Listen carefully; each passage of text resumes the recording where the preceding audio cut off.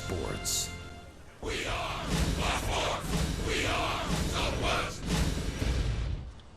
Gallo swings and smacks one deep, and that ball is history. Leaning shot toward the foul pole. It is history. A two-run homer for Joey Gallo.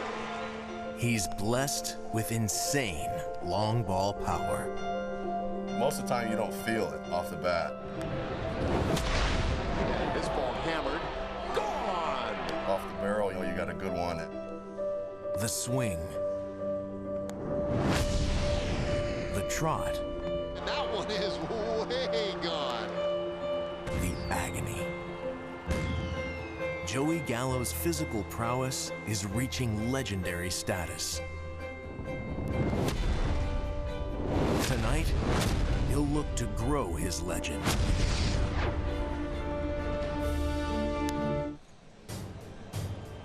We are in San Diego, Rangers baseball, presented by Shiner Light Blonde. It's light, done right. What do you know? A lot of sunshine and perfect baseball conditions tonight for the middle game of this three-game series, the Rangers and Padres from Petco. Hello again, everybody. Real pleasure to be with you again tonight. I'm Dave Raymond alongside Mr. Ranger Tom Grieve, and it was a nice win last night for the Rangers. A great game all the way around, and we saw Jurickson Profar once again a big part of the win yesterday, and it really has been an excellent developmental year for him. Really has, Dave. You go back 5 years, and Jurickson was regarded as one of the best prospects in baseball. His first 4 years in the big leagues, didn't get a chance to play every day. Those are his numbers, 12 home runs, 53 RBIs over those 4 seasons. This year's been different. He's been a regular, and he's been solid all season long. He has a chance to hit 20 home runs and knock in 80 runs, and he's reestablished himself as a really good young player. In last night's ball game, he had another excellent game. Early in the game, he was batting right-handed. Ripped a base hit to right field. This will score a run. A little bit later in the game, another base hit to left field. He would score a run. And then later in the game, left-handed, down and in, launched a 2-run homer to give the Rangers some insurance runs. So 3 hits last night, a home run, 2 RBIs, scored a couple of runs. He's got to feel really happy, and so do the Rangers, the way this season has gone for him. Yeah, really important year for him and for the Rangers in that respect. And so tonight, they try to make it 2 in a row. And tonight they'll also go with another opener and primary pitcher scenario. This time it's Alex Claudio who will start the game for Ariel Jurado. Jurado, this 3rd time that he has gone through this sort of a setup. We'll see how it works tonight. For a little more on Ariel Jurado, let's check in with John Radigan. Yeah, Dave, with all these new changes in baseball, we have to come up with new terms. Banny is calling the role that Jurado is filling tonight the primary pitcher, because technically he's not really the starting pitcher. In any event, though, he is a young pitcher. 22 years and 109 days when he made his debut. That was the youngest pitcher to make his debut in a Rangers organization since Tommy Hunter did it a decade ago. And there's 2 things we know about young pitchers. Number 1, there are lots of coaching moments, because number 2, they don't even know what they don't know. But there is one thing we do know about Ariel Jurado. He can make the ball sink. He's got the best sinker probably we have in the organization. We got to see when it's on. When it's on, it's filthy and nobody's hitting it, and when they are, they're pounding it in the ground. And that's what he has to continue to do. And we'll get there with the breaking ball and the usage of the changeup. It's a matter of time. As you mentioned, Dave, tonight he follows Alex Claudio to the mound after following Jeffrey Springs in his previous 2 episodes of being the primary pitcher. Back to you. All right, yeah, thanks, John. So we'll watch this one again tonight, see if Jurado can continue to get him to hit it in the ground. Now, Eric Lauer, a left-hander, will have the start tonight for the Padres. Rangers, the lefties, they've done pretty well. We'll put them in the spotlight when we come back.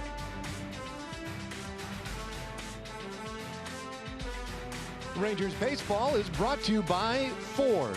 Visit your local Texas Ford dealer during the Ford SUV season.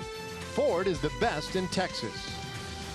Shiner Light Blonde, it's light done right. And by Southwest Airlines. Low fares, no hidden fees.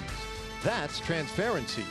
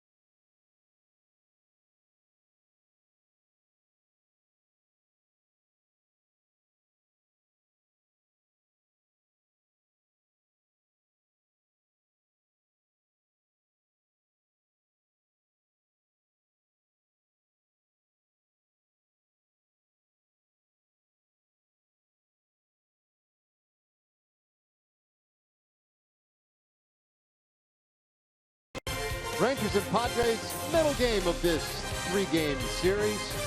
And it's time for our Shiner Light Blonde Spotlight, talking about Joey Gallo and his ability to hit left-handed pitching.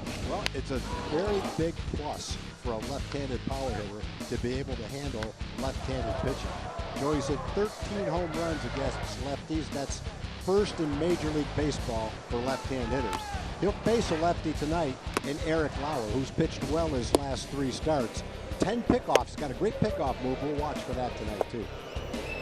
So Gallo's been great from the left side. Hey, Jurickson Profar yesterday was great from the left side as well. The Rangers hope to keep the bats rolling tonight and make it 2 in a row here in San Diego. Lineups, first pitch coming up.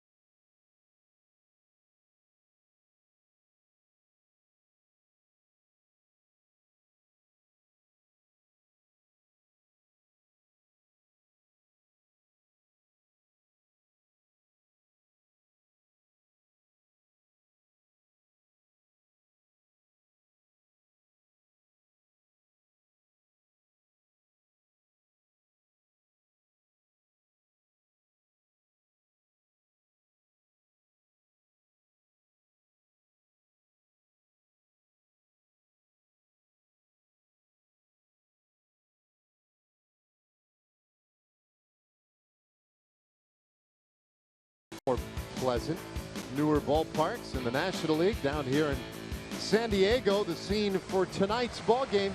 Eric Lauer taking the hill for the Padres, and the rookie left-hander, just 23 years old. Rangers will get their first look at him tonight. As we get ready for this one, we take a look at our Southwest Airlines starting lineup. The Rangers 63-84, 29 games back of Houston in the division. Delano DeShields up top again in center field. Shin-Soo Choo in right, bat second. Elvis Andrus will bat third. Beltre, Odor, Profar in the middle. Gallo in left field. Chirinos catching, and Alex Claudio, for the moment anyway, batting ninth. Let's take a look at the Shiner Light Blonde pitch arsenal for left-hander Eric Lauer. He'll throw a 4-seam fastball a lot, 60% of the time.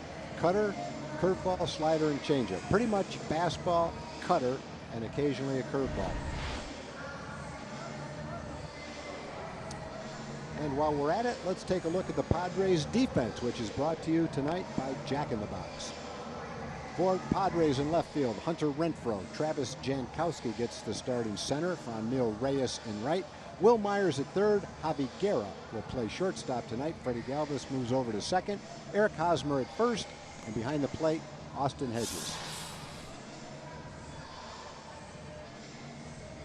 All right, so the Rangers won the opener last night. And it's funny, it was a nice game. Felt good about it. A 4-0 shutout.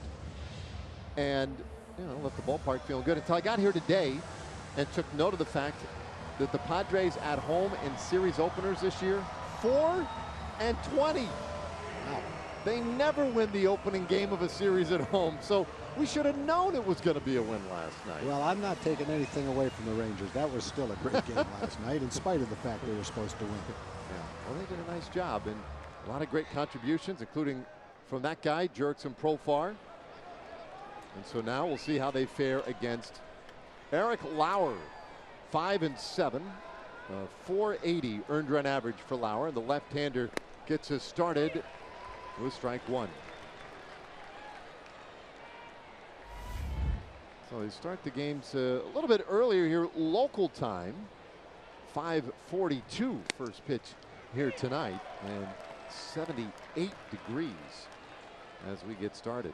What a beautiful night. The Shields in a hole 0-2.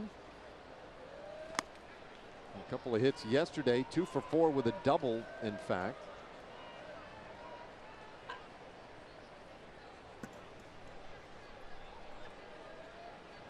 Delino again in that leadoff spot. And Jeff Bannister continues to give him an opportunity, and there's another base hit. So Delino starts the game with a single again. All right, lead man on. And our Kubota power stats for Eric Lauer. Here we come. Yeah, not giving up an extra base hit in the last 13 innings pitched. Third longest active streak. And get people to hit it on the ground, that will help. As Delino did right there. Now Shin-Soo Choo. Big curveball for a strike. In the spotlight, we talked about Lauer's last 3 starts being pretty good. His last 2 starts have been very interesting. In his last 2 starts, he's pitched 9 innings total. Came off the disabled list, so I'm sure they're not going to push him too much.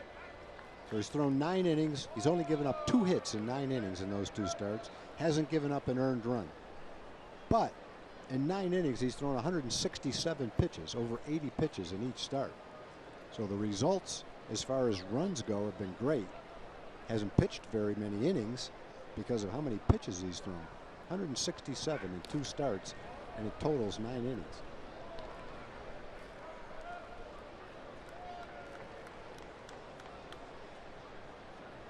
Yeah, that seems like a lot. Yeah, it's not, you know, it's not outrageous or anything, but it's a little bit high. Ooh, looking in on Choo. On ball 1 strike. Choo at 270 for the year with 21 home runs. Hitless in the opener yesterday, though he did steal a base.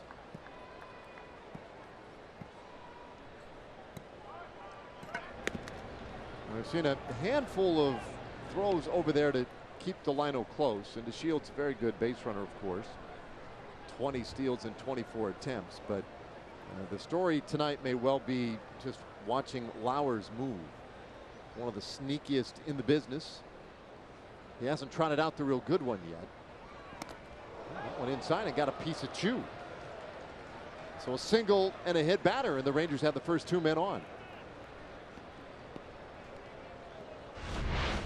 He was trying to throw in, but that got Choo off the right elbow. Got that too far in. Mentioned that Lauer had come off the disabled list a couple of starts ago, so I'm sure the Padres will be careful with him. 80 plus pitches in 5 innings is not bad, but in his last start it was 80 plus pitches in 4 innings, so he jammed quite a bit of pitches into only 4 innings. With a high draft choice, 25th pick in the draft, college pitcher. Only had 150 innings in the minor leagues prior to this season. So he was a big leaguer in short order.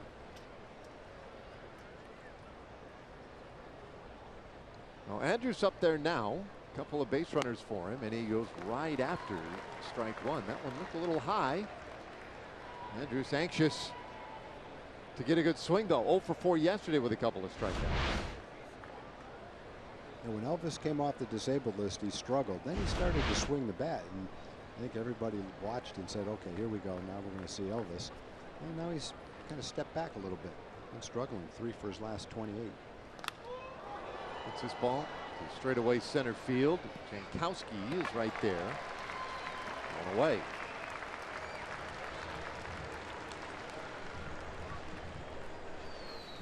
It's been a struggle lately for Elvis. Now Beltre had a real good night last night.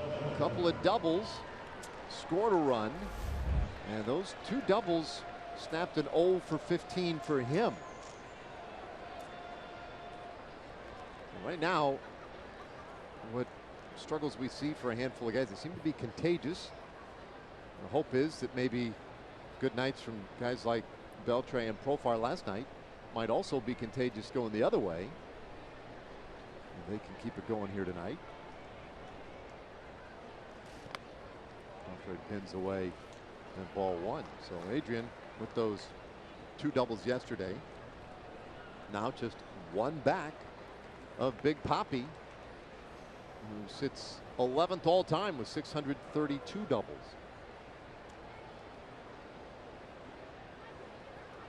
Flowers 1-0, and that one in there for a strike.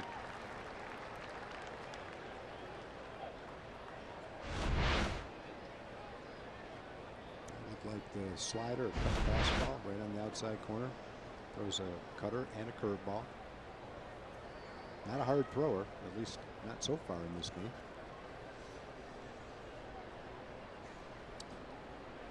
1-1, and Beltre takes a breaking ball for strike 2. That's just 23 years old, and as you mentioned, Tom, a compensation pick. 2016, when they lost Ian Kennedy to free agency, signed by the Royals that year. Beltre hits this ball high in the air out to right field, but it's not going to carry enough for him. Reyes makes the catch. The Shields tags. He'll move to third, but there are 2 gone.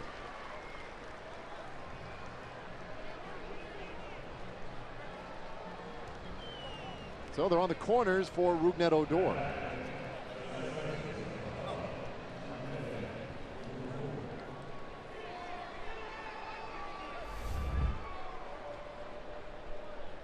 Odor's numbers, the 18 home runs this year for him.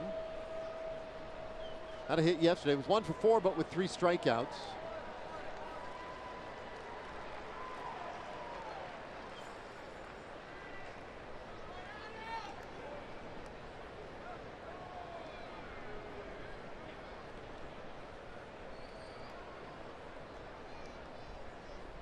Lefty on lefty.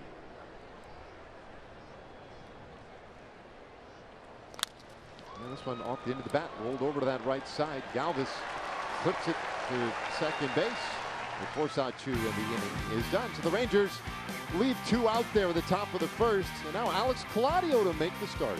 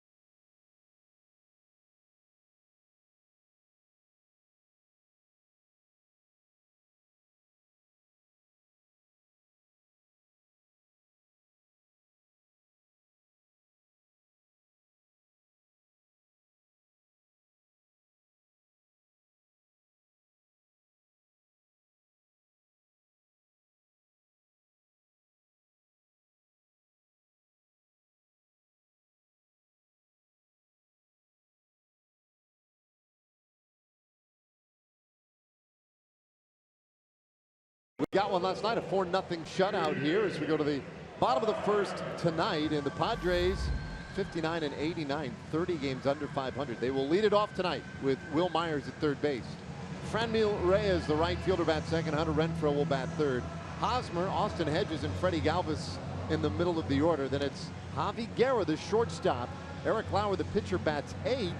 And Travis Jankowski, the center fielder, will bat ninth against Claudio. Second big league start for Alex Claudio.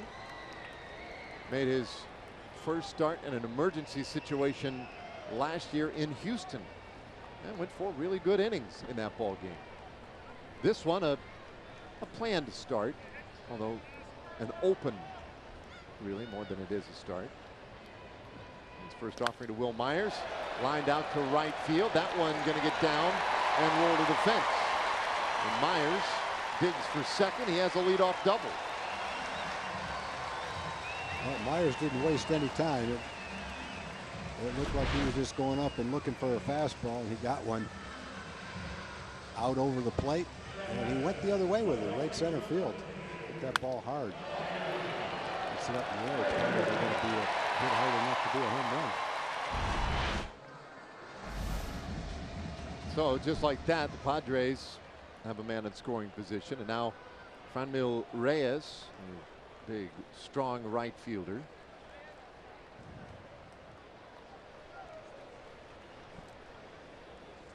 Claudio off the plate with ball one.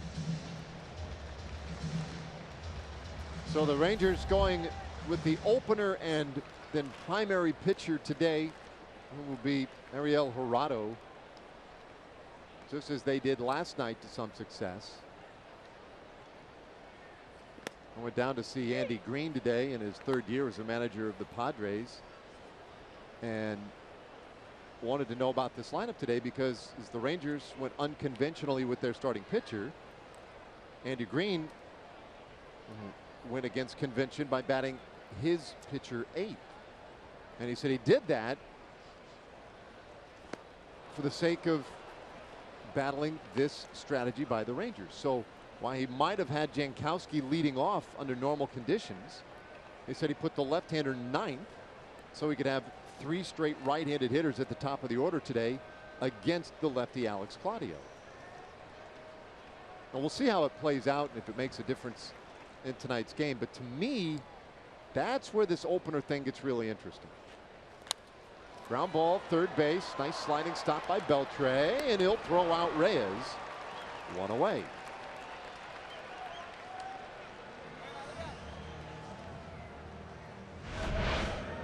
Pretty well hit ball. Adrian, you can see, still has the range and still has the strong arm. Not the range he used to have, but range that 38, 39-year-olds don't have, that's for sure.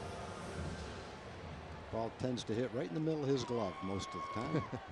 he is lucky that way. Doesn't bobble it very much. So now Hunter Renfroe. Renfroe, the third consecutive right-handed hitter, and he takes outside. So this is the thing about the opener to me, Tom. If managers start manipulating their starting lineup to compensate for the quote-unquote opener, then in some ways I feel like you've won, right? As the manager going with the opener. I mean, if for one inning you're going to contort your lineup because you're going to see a left-hander one inning to start the game, to me that's intriguing. Yeah, I wouldn't do that. I would set my lineup as if I was facing a right-hand pitcher. So you might have your 3 right-hand hitters hitting 1, 2, 3, 4 in the first inning against a left-hand pitcher, but then when they come around again in the 8th or 9th inning, they might have to face Jose in the bullpen. You know, righty against righty. So, you know, I don't know that you gain a lot by doing that. The top of the lineup tends to hit, for the most part, 1 more time per game than the bottom of the lineup. So they face the lefty this time, they'll probably face a righty the other time.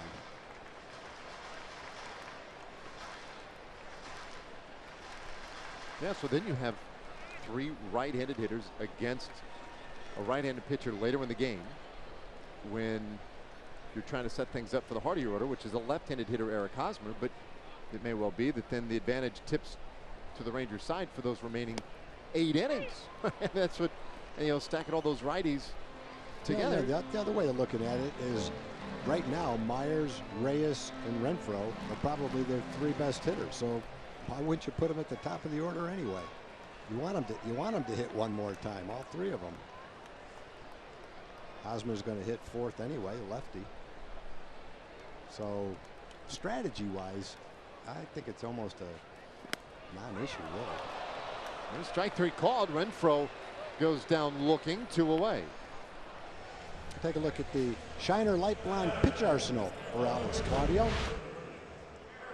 Fastball, changeup for the most part, and he'll throw occasionally a slider. Likes to get ahead with his fastball and then use the changeup.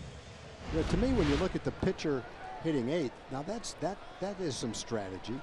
And, you know, I think a thought behind that would be you like to see Travis Jankowski as a leadoff hitter because of his speed.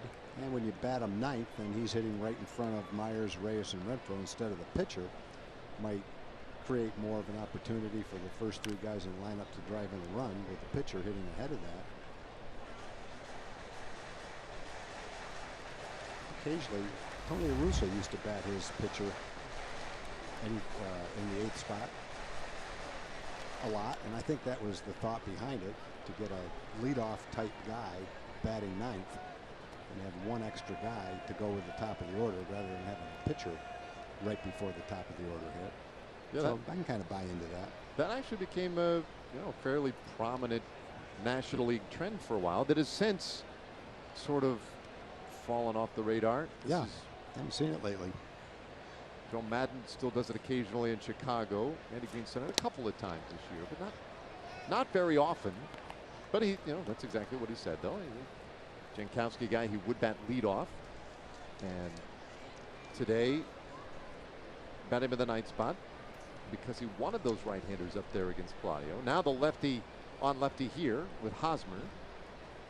Man at 2nd, 2 away. You know, this year righties have hit a lot better against Alex than lefties. And when he's throwing really well, it's not quite as much of an issue because the changeup can counteract the fact that it's a righty versus a lefty.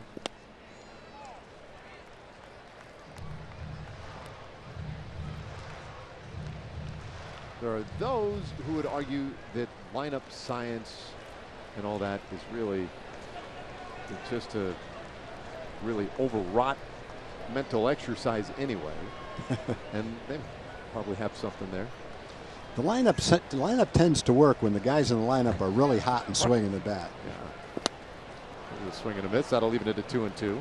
But I mean, I think when you take your 9 guys, there probably is a way that you can optimize it by putting some thought in and putting the lineup together. Makes some sense to do it that way, but basically it doesn't matter what your lineup is if the guys aren't swinging the bats.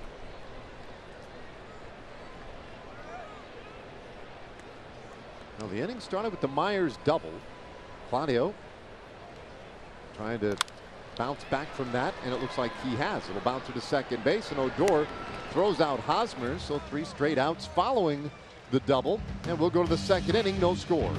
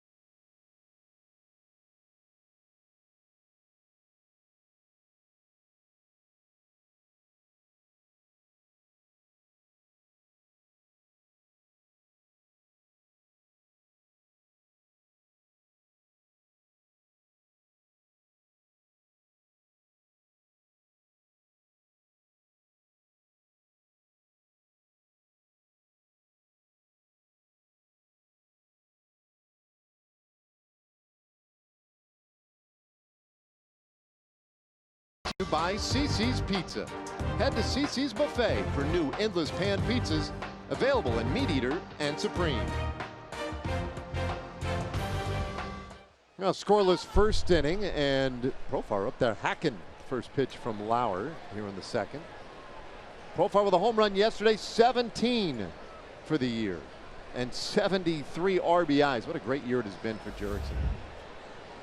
And coming off a fantastic night last night. 3 for 4 with that homer. Count 0-2 now. This was a nicely hit ball last night. This ball is down and in, borderline strike. Oh, nice swing. You see how strong Jurickson is. Got some power in his swing. When he was younger, it was hard to predict whether he would be the kind of kid that developed power. He's never been the kind of hitter that slaps at the ball and tries to hit ground balls and line drives the other way. He's always taken a healthy swing. And now I think he's just more mature, a little bit stronger, more confident. Now that same swing is really working for him, and got a good chance to hit 20 home runs this year. It's just a number, but I think that would be really cool. I do too. You know, if he could get there and maybe 80 RBIs, wow, what a year. And that would take nothing away from it should he not get to those thresholds. I mean, it's already a career high in the home runs and RBIs. He has a team high and career high with 32 doubles. He's already at 50 walks. And if you want to go back over the last 6 seasons, just in those 4 categories, the only guys who have reached those plateaus in a single season, Chu and Beltre. So just to give you a little context, when we say it's been a good year for Profar, it's been a good year for him as a, you know, as a person, whatever, as a young developing player. But it's been a good season, period. Well, the one thing that he's done, when the season ends, no matter how many home runs or how many he's driven in, he's done well enough offensively where you can feel comfortable playing him at first base. You know, if a guy is going to hit 8 home runs and knock in 35 runs, then it's hard to see him as a first baseman, because traditionally that's a place that provides power. And while he might not hit 45 home runs or 35 home runs, he's swinging the bat well enough now that if you played him at first base, you could anticipate him giving you solid output there.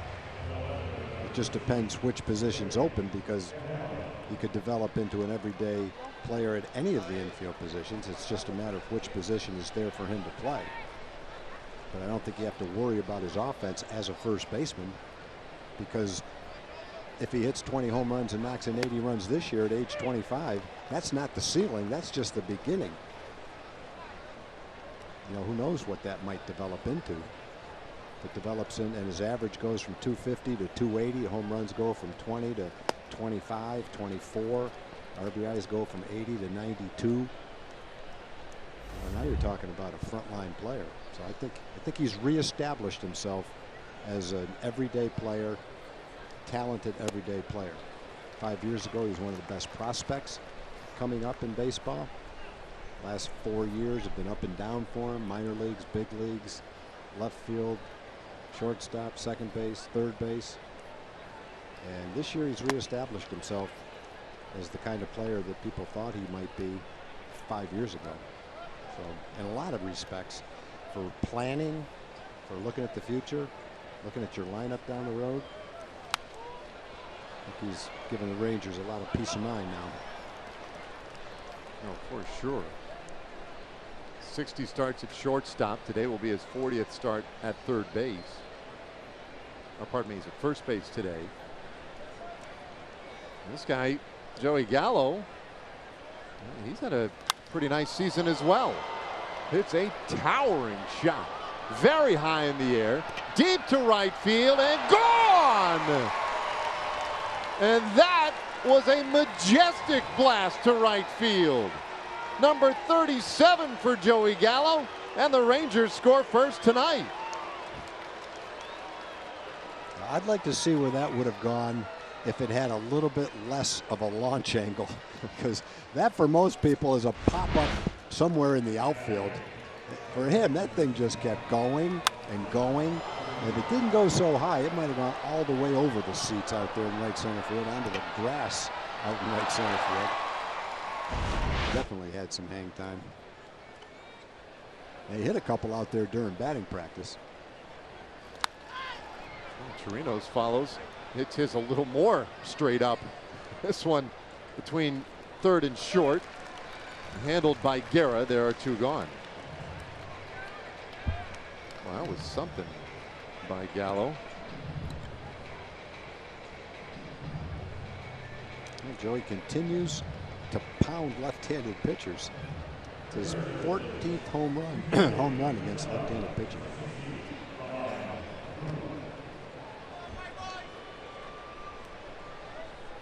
The launch angle on that one was 37 degrees. 37. Kind of surprises me. Well, I wish it was about 32 degrees, maybe 33 degrees.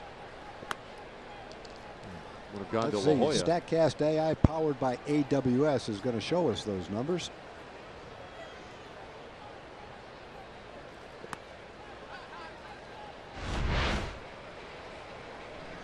There's the ball. Goes so high it's out of the picture. 109 miles an hour off the bat, 37 degrees, 400 feet.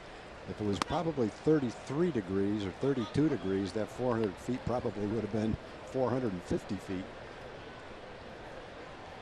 Just hard to hit a ball that far, that high. Rua pinch hitting here for Alex Claudio, takes a strike. 3-1 to count. Claudio 1 scoreless as the opener. Rua fights that one off, and it's a full count.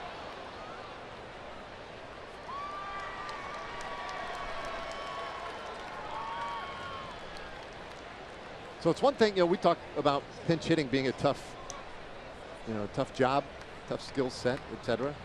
Guys start getting ready around the 6th inning in a lot of games. Start getting mentally focused, whatever the case.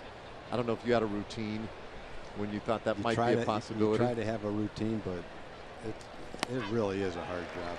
But to be asked to do it in the 2nd inning, you really got to be geared up early. Rua strikes out, the inning is done, but the Rangers strike first. It's 1-0.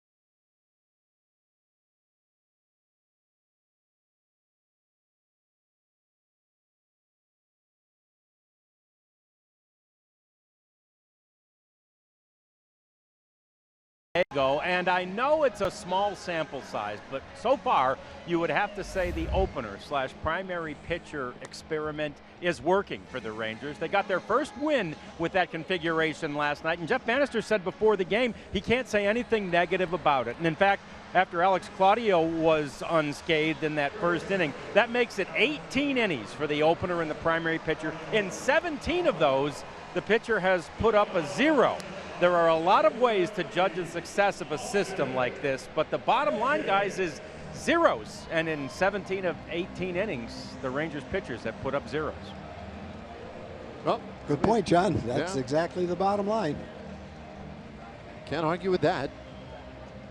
So, speaking of our opener and starter concept, our who's in, who's out pitching change, sponsored by In-N-Out Burger. And indeed, Ariel Jurado is the man who's in. Alex Claudio out after his one scoreless frame. So Jurado here to face Austin Hedges, right-handed hitting catcher. And then Galvis and Javi Guerra. First pitch in there for a strike.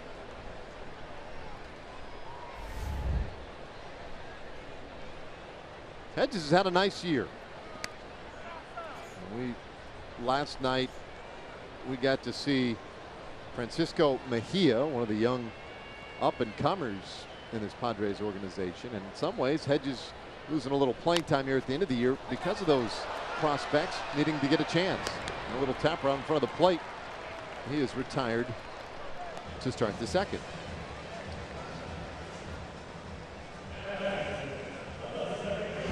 Let's take a look at the pitch arsenal for Ariel.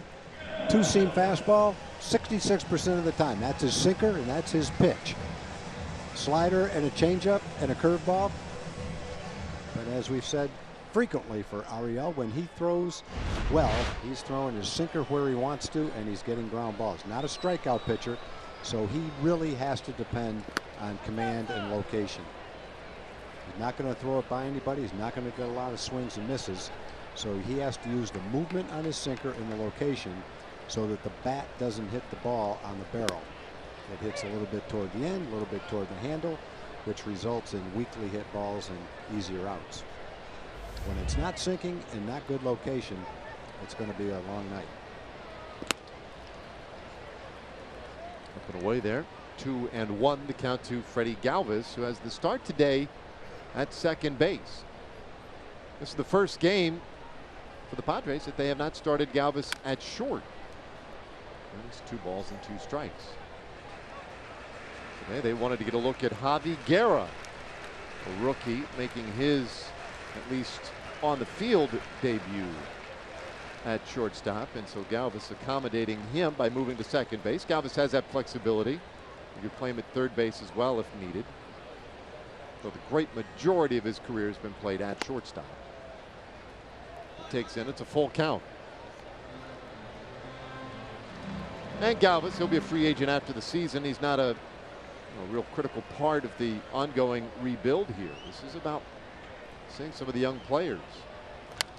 This ball hit just to the right of second baseman Rougned Odor, and Galvis is on.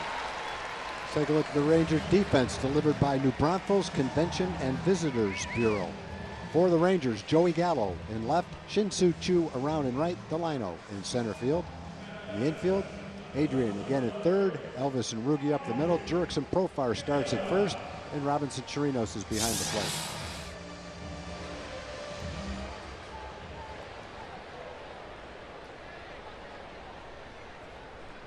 Well, here is Javi Guerra, originally signed by the Boston Red Sox as a free agent in 2012.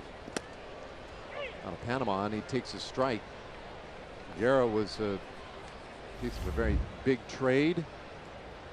Came along with the center fielder Manuel Margot, Logan Allen, and others in the Craig Kimbrell trade in November of 2015. And he's in a hole here, 0-2. He has pinch hit a couple of times this year, 0 for 2. Both those pinch hit appearances actually occurred in Mexico. And the Padres went to Monterrey, Mexico earlier this season. 0-2. That's off the plate. Andy Green, though, in talking about Guerra, very highly thought of shortstop prospect. He's very intelligent. He can impact the game defensively. He said there's some work that's still necessary offensively, but it'll come. They feel confident that he'll be able to be a contributing bat at this level. Picks inside, throw back down to first, but Galvis in there.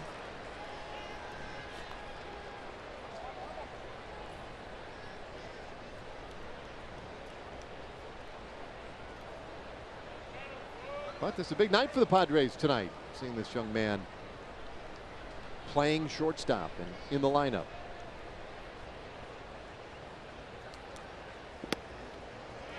Full count.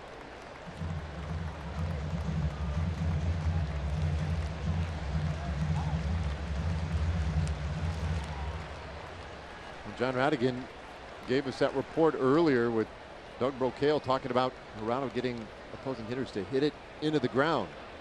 Ground balls. And he could use one right here. See how patient Guerra chooses to be at the plate.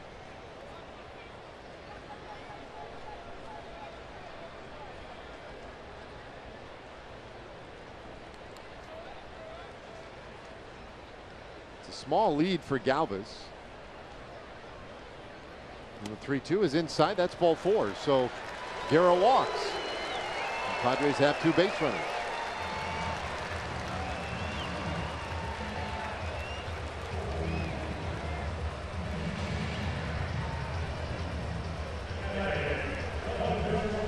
Now, as the lineup dictates, the pitcher comes up with one out and a couple of men on. Kind of interesting, right? They choose the bat he made. Yeah, here we go. Isn't this interesting? Here he comes with a couple of men on base. And again, if he puts one on the ground on the infield, it's not that it's an automatic double play, but it's certainly a high probability. He's going to put one on the ground, but he's going to bunt it, I think. Not going to take any chances on that happening. He does bunt it sharply to third. That's a pretty good bunt.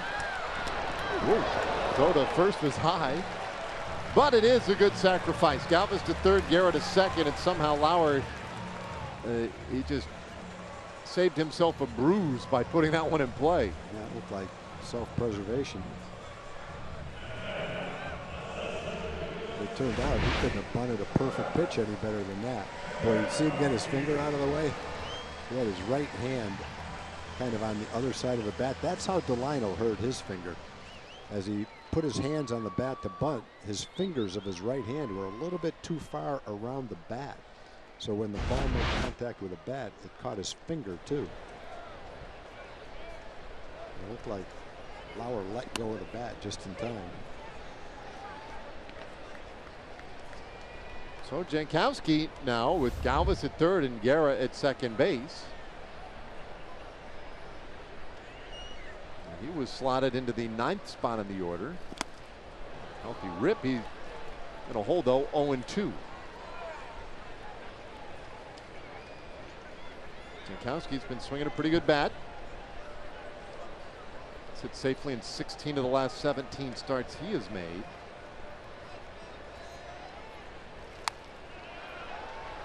Stays 0-2. We saw him last night as a pinch hitter.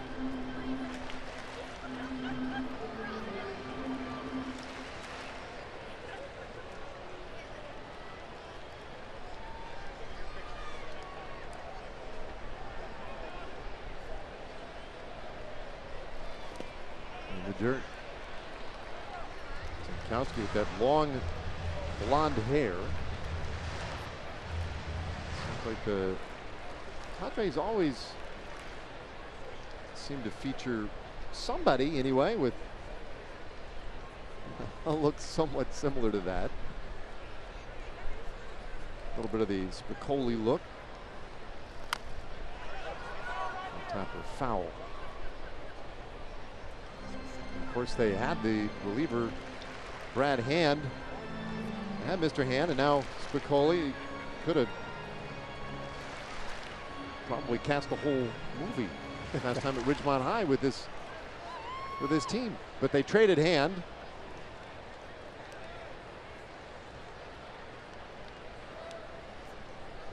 The 1-2.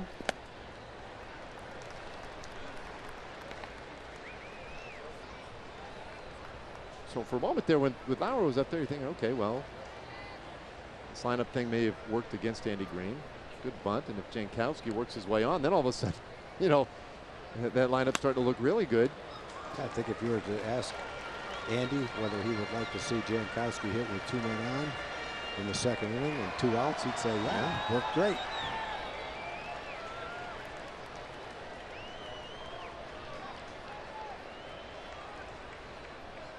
3-2. Strike three called. First strikeout of the night for Gerardo. And he gets himself out of a little bit of a jam here in the second.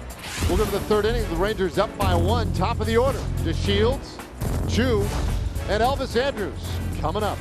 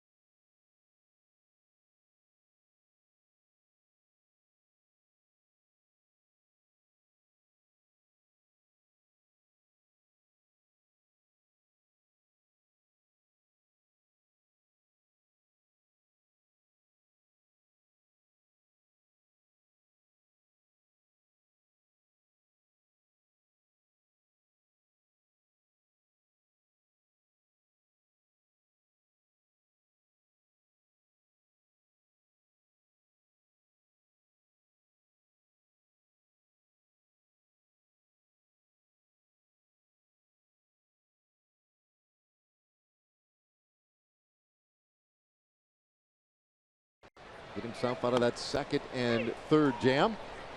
And so now the Rangers up a run. DeShields, Chu, and Andrus coming here against Eric Lauer. 1 ball, 1 strike to Delino. He singled in the first inning, was left at third base.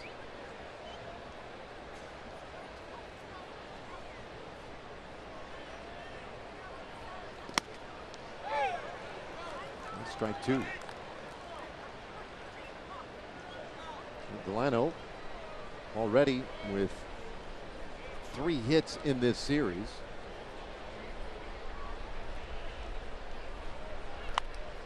And fouls out one away. Stays 1-2.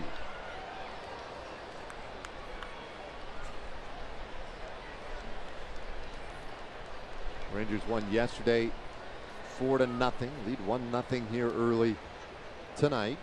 And we'll be back out here for a day game tomorrow. And that just missed 2-2.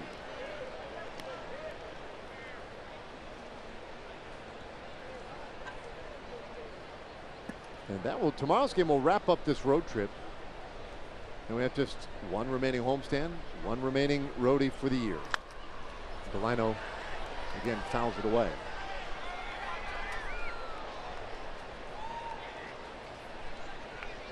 So Lauer, Tom, you were talking earlier about how in the last couple of combined starts for him, how he's used a lot of pitches, whatever it was, just shy of 170 pitches over 9 innings. I'm starting to see why. Another foul ball here. He's closing in on 45 pitches, and he has recorded 6 outs.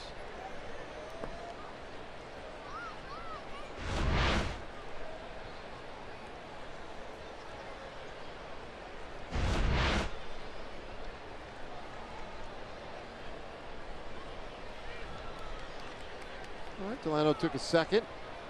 Foot's apparently all right.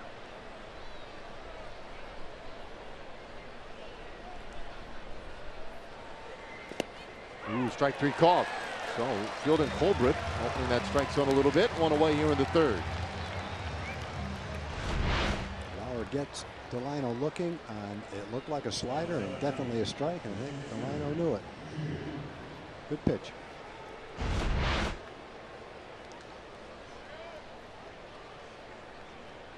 So with 1 out, here is Shin-Soo Choo.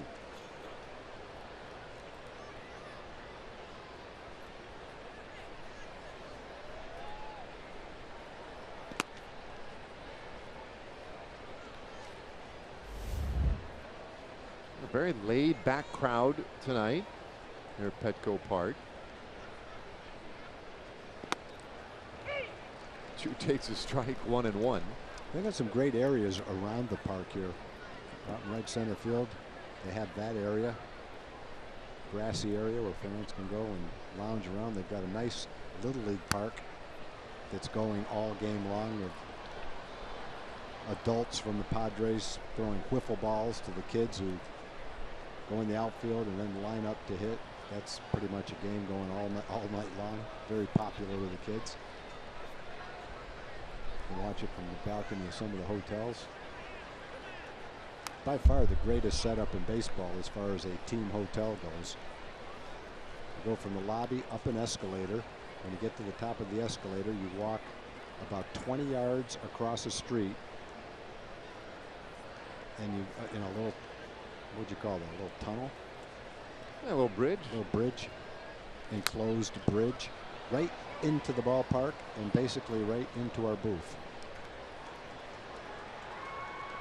There you go, the view from out in center field.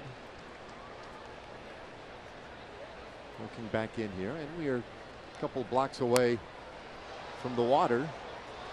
Oh, that lady brought her glove. Got it right in the glove. It fell out. A guy below it got it, saw that she missed it, and tossed it back up to her. I was glad to see her stay in her section. She was pretty good. Leaning way over. She's not a teenager either. Chu strikes out swinging. 2 away. All right, time for a Chevy game break. Let's check in with Dana Larson.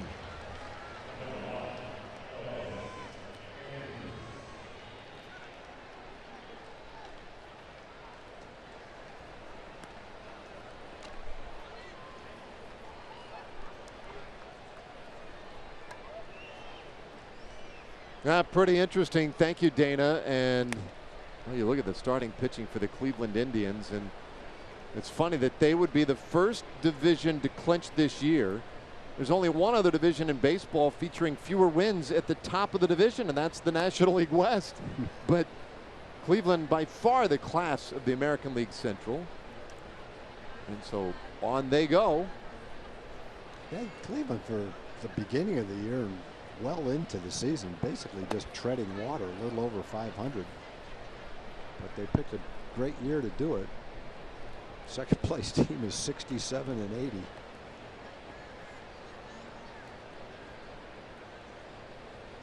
Well, Lauer here has recorded now 3 consecutive strikeouts going back to last inning, and pours that one in for a strike to Elvis Andrus. 3-1 the count. Elvis right out to center field in the first inning. And Lauer walks him this time. So that is the first walk of the game allowed by the 23-year-old lefty. And it gives us a moment now to check in with our friends over at Kia.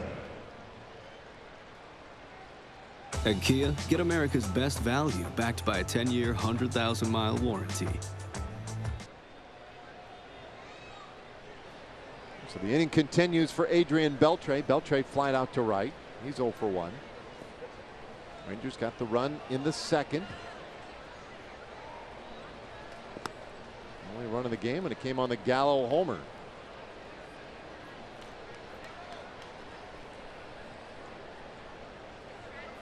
Beltre continuing to make history. Of course, you could say that just about any day that he is playing. Yesterday, passing George Brett on the all-time hit list. Hits this ball hard out to left field. Renfroe going back, reaches up, and he makes the catch. That ball well struck, but for a long out, and the inning is done. Rangers come up 50 in the third. We played 2.5. It's 1-0.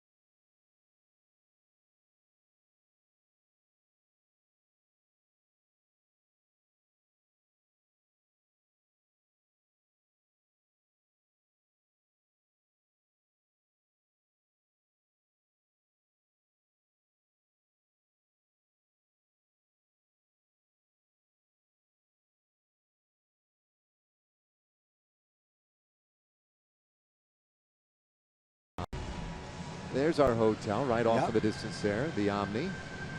And it's a beautiful hotel, and the ability to walk across the street on a little bridge and basically right into the booth. It's absurd. I mean, you have to, you know. Do you have a view of the ballpark from your room? No, I have a view of the bay or the harbor. I do too. I mean, we see enough of the ballpark is probably what they thought. Yeah. I don't care what I've got a view of as long as it's quiet. I could have a view of a wall that's 1 foot away from my window. I wouldn't care. I'm not going to draw the shades anyway. I just want it to be quiet. Give me the quiet side of the hotel. If it's the worst view, I'll be happier than someone that's got a perfect view. Will Myers leading things off here in the 3rd inning. He takes another strike. 1-2 the count. Myers doubled in the 1st inning, but that was off Alex Claudio. Jurado's 1-2. Leaving the count. So do you overlook the pool by any chance? No. Oh, okay. It's a nice pool. There was a little band the other day that came out there. It was making a lot of noise. Oh. During a sleeping time or during the day? You know, that mid to late afternoon when a guy likes to maybe take a nap, maybe lean back in the chair for a few minutes. Yeah, no, I missed that. It's like a steel drum band or something. Outside ball 4. Myers walks to start the 3rd. Well, you can manage your dream team in franchise mode. Plus, you get weekly stats, roster updates, and a whole lot more. RBI Baseball 18. It's available now. You can learn more at RBIGame.com. It's rated E for everyone. Now, from this view right here, you see out center field, the batter's eye, the big blue building out there. And it houses the cameras that give us that view that we enjoy from behind the pitcher. There's a strike right in there to Franmil Reyes. Yeah. So that now, of course, on the back side of that is a big video board. And you were talking about that green space out there, Balboa Park, where people wander around, lay around on the grass. They can see the game on the back of that big blue wall. But what was interesting is what used to be out there in straightaway center field. That is before they built this ballpark, in a historic building. 1-1.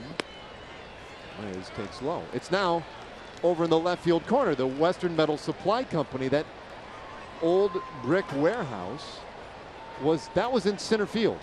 And when they decided to build this ballpark, the locals, whatever ordinances, well, you can't knock that building down.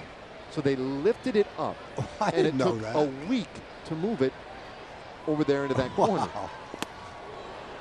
Well, it fits perfect now. I love the look of it down the left field line like that. There are actually pretty good seats out there too. Yeah, I think that'd be a really cool place to see the game. A lot of home runs hit out there, especially during batting practice. You go on the roof of it and have a great view too. It's a fun ballpark. They did a nice job here. 2-2. And it's fouled over to the right side, out of play.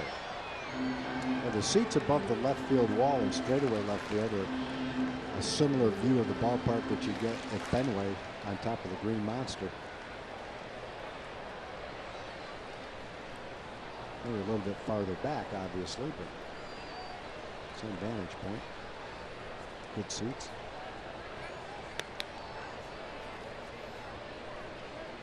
We'll check in on Myers over there at first. Myers with 9 steals and 9 tries this year. So Jurado will keep an eye on him.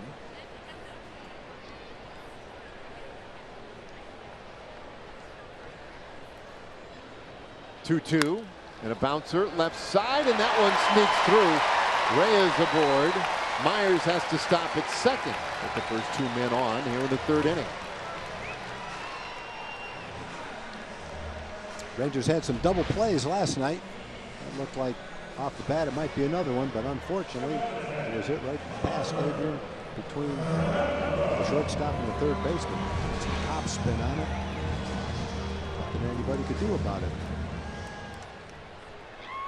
Well, so a couple of base runners for Hunter Renfroe, their third place hitter, and their biggest home run threat with 22 home runs this year.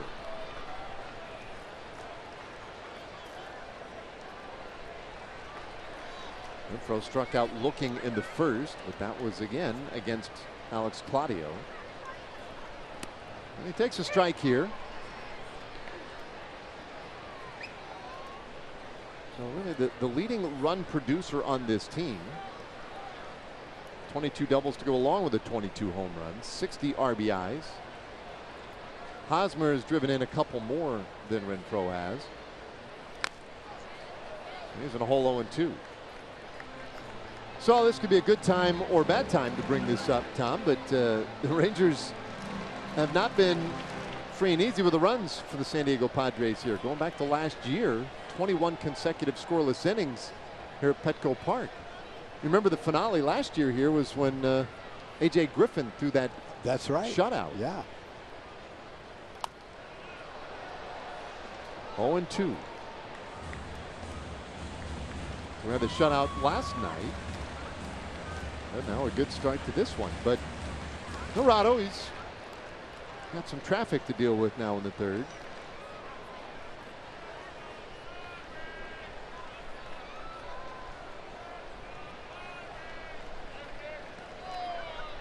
No 2. And it skips up there. Could get Renfroe to chase that one. Though Renfroe will occasionally chase out of the zone. He has 100 strikeouts up to the moment against just 25 walks. So that's a part of the game for Renfroe that they continue to try and work on. Maybe a little more patience. He shows some right there. 2-2.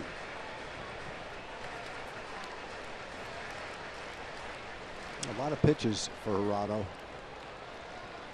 41 pitches to get 3 out so far.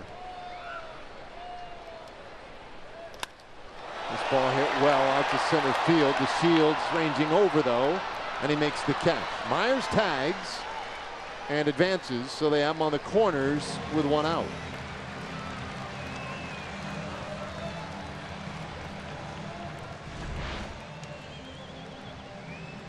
That's a pitch kind of right in his wheelhouse. Fortunately, he got underneath it a little bit.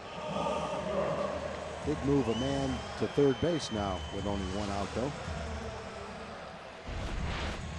But more importantly, Hirado got an out. Now a ground ball.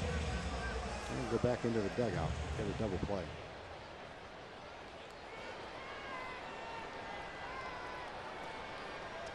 Hosmer hits a lot of ground balls, a lot of line drives. Not many high fly balls. One of those hitters that I guess if you talk about launch angle, he doesn't have a very high launch angle day in and day out. Got the power to hit more home runs than he does. Last year he had a great year, free agent year, hit .318. That was his highest average, 25 home runs. Oh, this one opposite field to left. Back goes Gallo, and it's gone. How does that happen? Every time I say something, doesn't have a very high launch angle. He hits one high. His 17th home run of the year, a 3-run shot. And the Padres lead.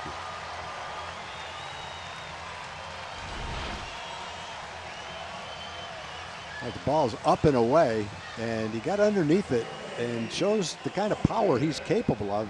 Hasn't translated into a 35 or 40 home run season for him, but he's got the power to do that. Don't know if it'll happen for him or not, but if it did, I wouldn't be shocked. So an unfortunate result there as Hosmer homers. Upshot was that Gallo was able to get some popcorn. And now a base hit by Hedges. So Gallo making the most. This is what we call making lemonade here, Tom. He got some lemons, but he says, well, get a little something to eat anyway.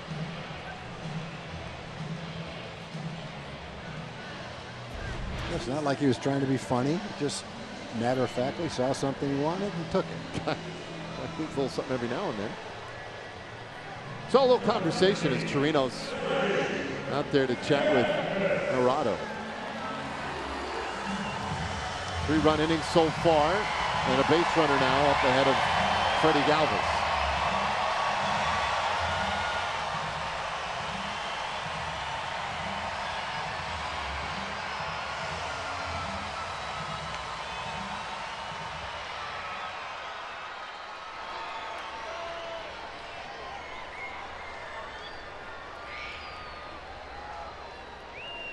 Galvis singled in the second inning, and he takes a strike.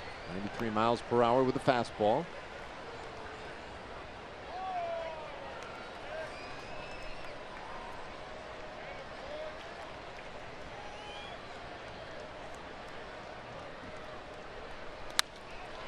High fly ball left field, and it's be a routine play for Gallo. It is.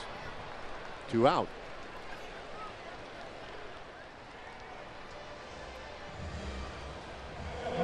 And it brings up Guerra. Still looking for that first big league hit. 0 for 2 with 2 strikeouts and a walk in his young career. 22 years old. About 10 days away from his birthday, though, as he pounds that one straight down in the dirt. So even this year at AAA El Paso, Guerra hit .223. And not, that's part of the concern since the trade from Boston. The offensive numbers have not been spectacular. No, they've been less than spectacular. Last year between A ball and AA, he hit about .215 or .218. Hit .202 the year before that. So in order for him to be a regular, he's going to have to up the offense for sure.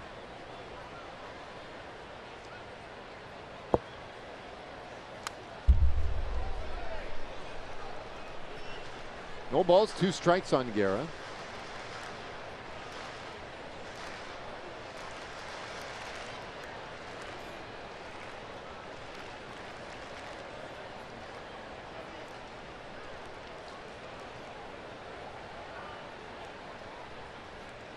Hirado from the stretch, and a bouncer down to first base, just foul. Good job by Profar, doing his best to try and coax that one fair, but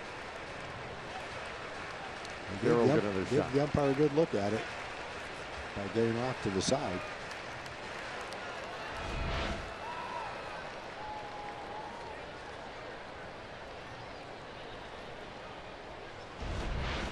Anytime we see an umpire make a call, he's in perfect position in this series.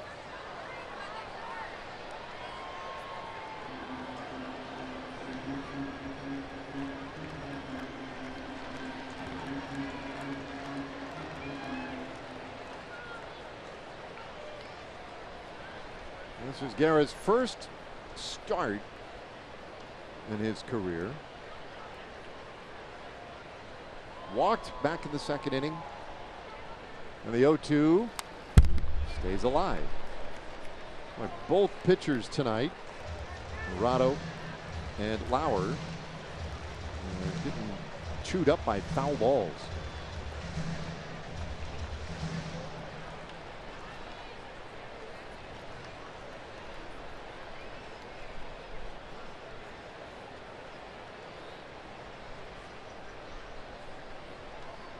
So here comes another, and this one is inside. So now look, Hirado so far has recorded 5 outs.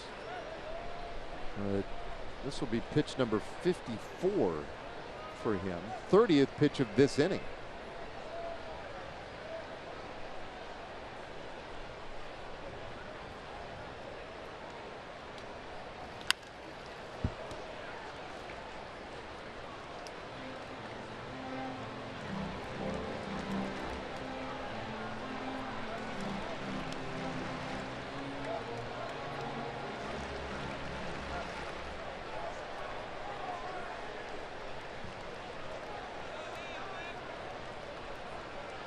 So Gerardo, the idea as the primary guy is that you go still your 5 innings or so. Little bouncer shortstop, and that one just hit too slowly. Andrews did everything he could to hurry it up, but couldn't make the play, and it is an error on Elvis. An error on that? Yeah. Wow, that's a tough error on a slowly hit ball like that. Had a lot of spin on it. It was hit a little bit too hard to barehand. The only way he could make it. Yeah, that's a play I'd like to see Elvis make, but as far as hit or an error, I've only been going with a hit on that one. Now a visit out of the mound. And our Southwest Airlines bullpen live look. And you see Eddie Butler already loosening up. This is it, you know, when the opener does not go right and a guy has a tough inning, then it just turns into a bullpen night. But I suppose you could say the same thing had he started the game and this was happening in the second inning, same diff. Would have been one less inning into the game when it happened.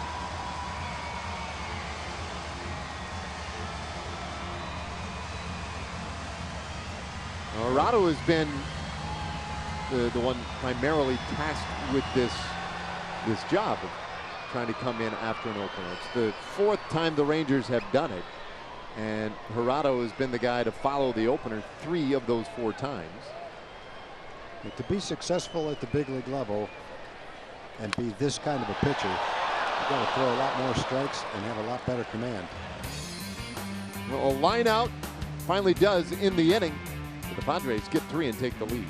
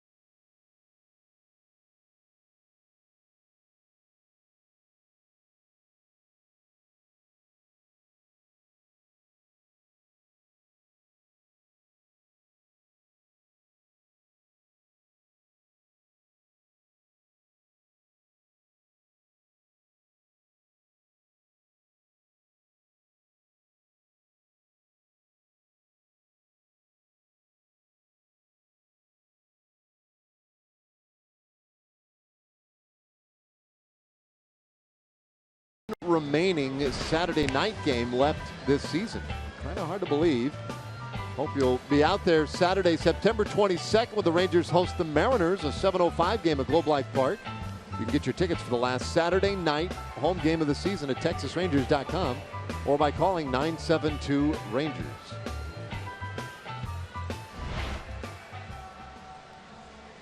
Well, Rougned Odor will lead things off here in the 4th inning for the Rangers, now trailing by 2.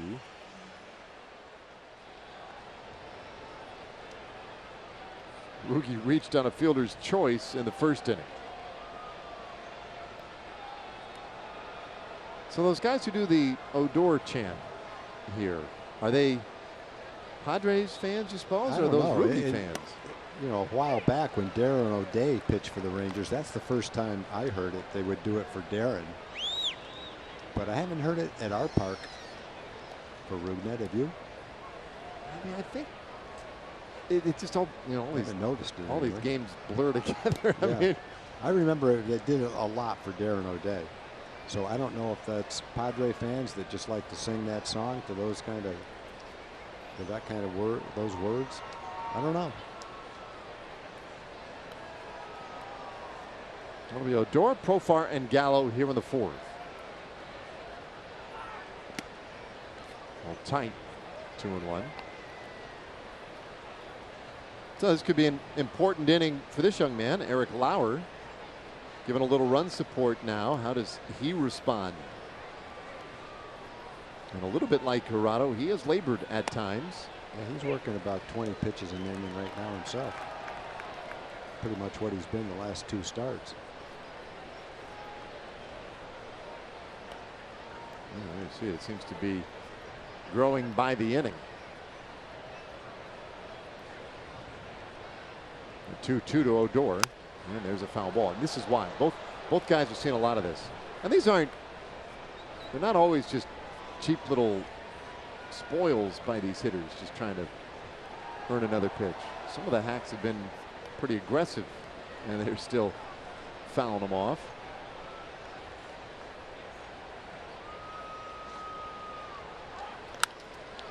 That ball lined to first, and Hosmer, the Gold Glover, right there. Oh, 1 away. All right, let's take a moment and hear from the folks over at Southwest Kia. At Southwest Kia, we've made car buying easy. $250 down delivers, monthly payments $250 a month or less. SouthwestKia.com. With 1 gone, here is Jurickson Profar. Grounded out in the second inning. He takes the ball from Lauer.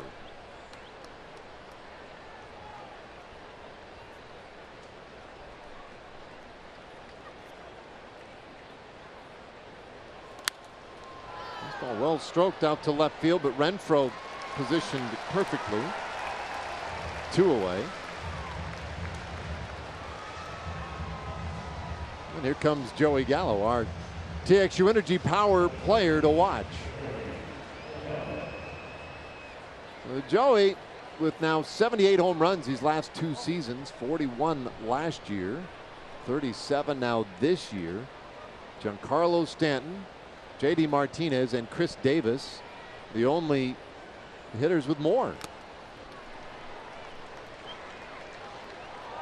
And if you go back 3 years, Chris Davis overtakes Stanton.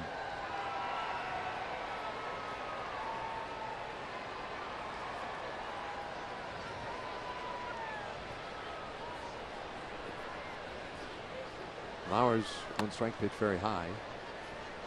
Well, they have the somewhat standard Gallo shift on here defensively.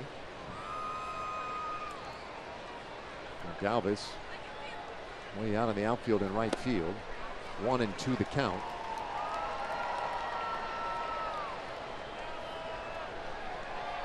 And they leave that left side of the infield nearly completely open.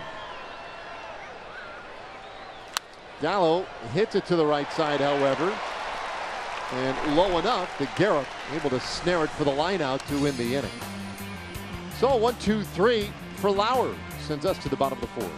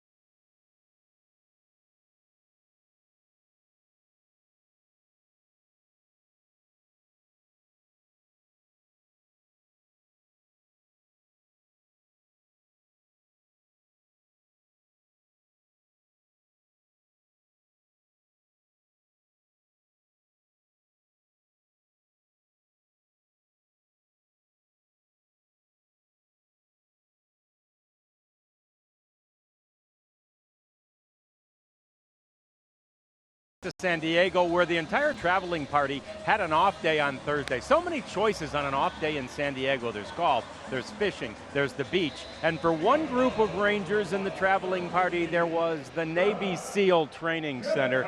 The Navy welcomed the Rangers, and you see there, Jeffrey Springs and C.D. Pelham were among the players to make the trip. Now, there were awesome experiences like an M4 simulator. CD hit more targets, but Jeffrey says that CD was penalized because of some missed opportunities, so they tied in that contest. There's the entire Rangers group that you saw there that went and made the trip over there. And of course, when a Navy SEAL is in training, about 97% of them ring that bell. That signifies that they are bowing out of this intense and difficult training. As far as we can tell, guys, nobody from the Rangers group rang the bell, so that's good. That is an accomplishment in and of itself.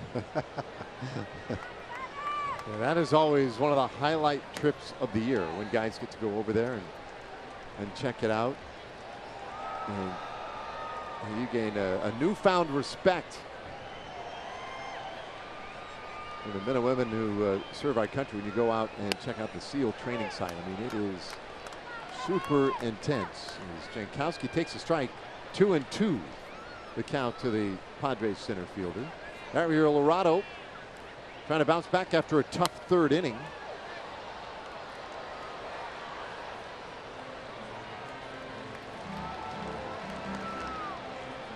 Stays 2-2. Well, this, just as we said earlier, it was maybe a big inning for Lauer to try and get one of those shutdown innings. It's a huge inning right here for Hirado, and he strikes out Jankowski looking.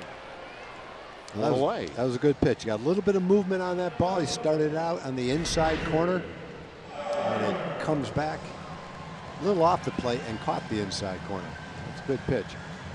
Jankowski thought it was inside, but when he goes back and looks at it, he'll see exactly what happened. A little bit of late movement, caught the corner. That's the kind of command that Ariel needs to have. Change up, good location.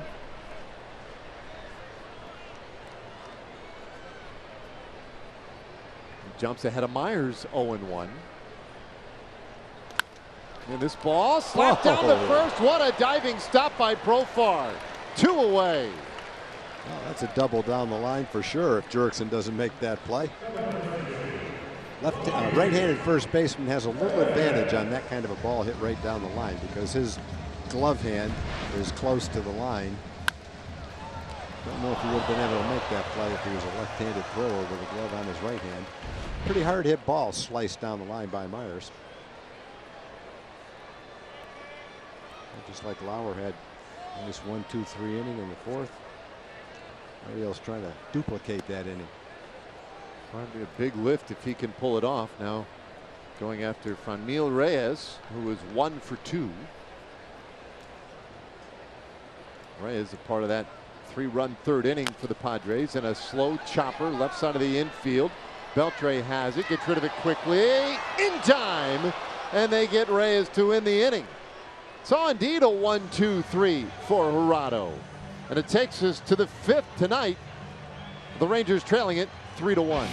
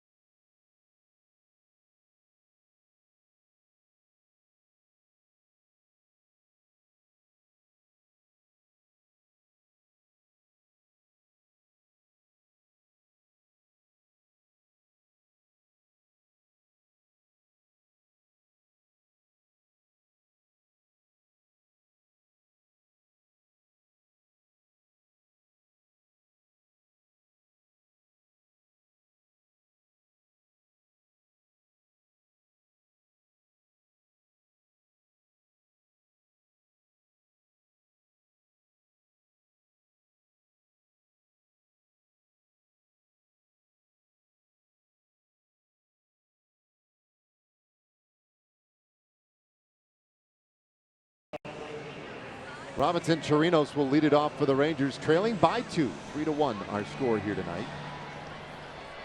Chirinos in the pitcher spot, and then back up top for Delano DeShields. Lauer sends that one over the plate for a strike. Chirinos 0 for 1, popped up. Robinson, though, with very good power. It's a low average, but the on base well above league average. The power very good, 17 home runs. Yeah, the other thing Robinson does, he's going to strike out a little bit, but he walks quite a bit too. He's always, compared to his batting average, has a good solid on base percentage. If your catcher can put up the same numbers that Robinson's putting up, you're going to be pretty happy with it. Well, there's another reason his on base is as high as it is. He gets plunked more than just about anybody in the game. He does.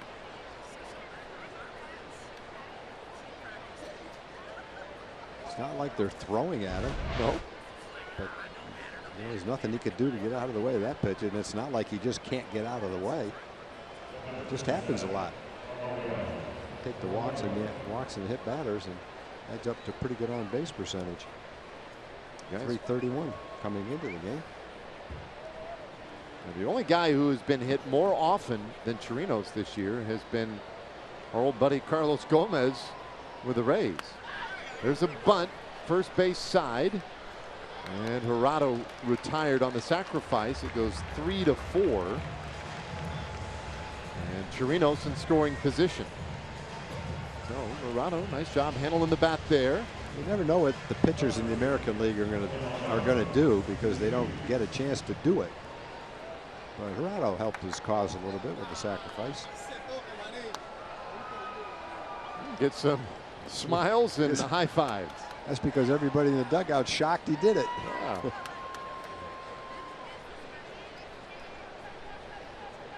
Well, nicely done.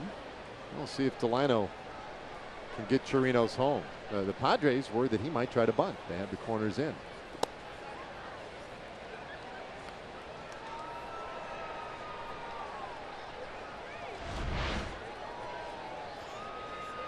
Oh, looked like he knew what he was doing. Yeah.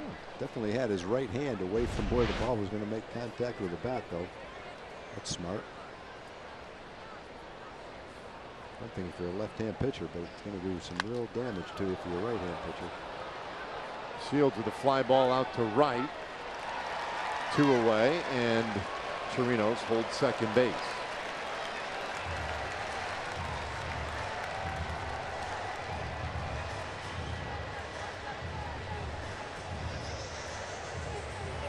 So it'll bring up Chu.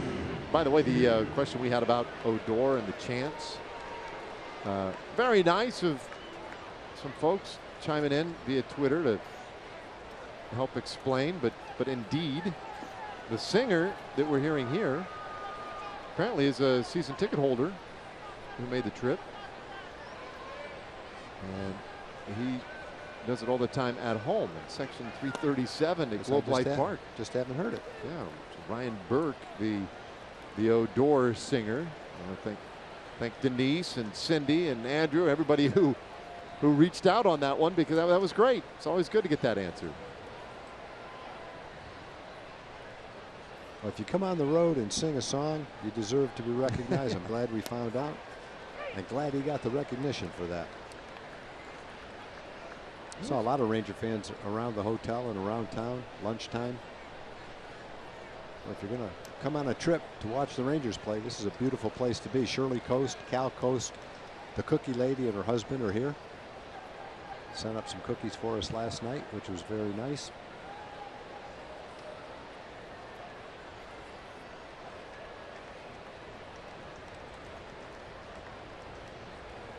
And it's always great to see the Rangers fans wherever we end up on the road, and not surprising to see as many here. We ran into a couple last night on the way back to the hotel, and they said, yeah, we're entertaining about 20 people on this trip, which is great.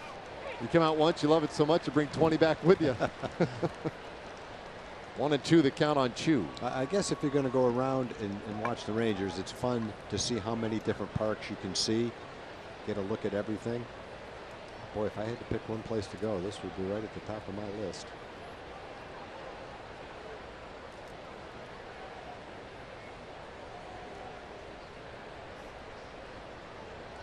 A couple looks back at second.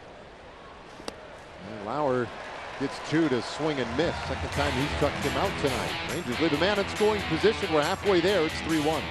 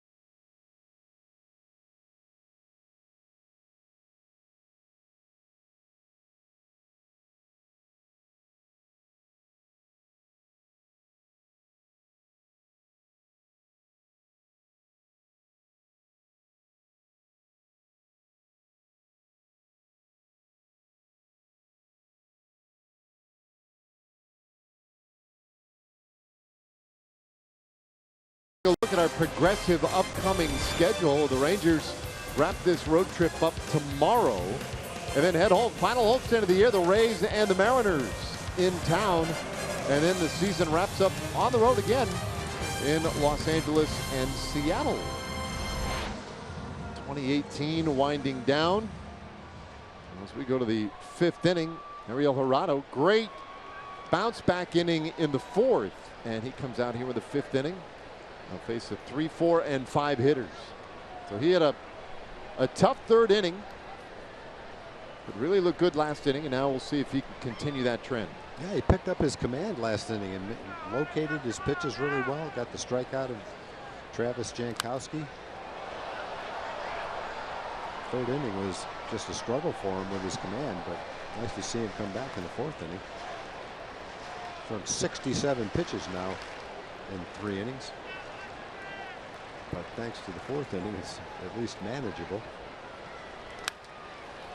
Fly ball, short right field. Odor ranging way out from second. It's Profar from first, and that's not an easy play. That wasn't. He got turned around. I think he was hoping Odor would be able to get there, but when he saw that Odor couldn't get there, he realized he had to take it and circles around, sees it, and then kind of makes a stab in the dark and catches it right in front of the wall.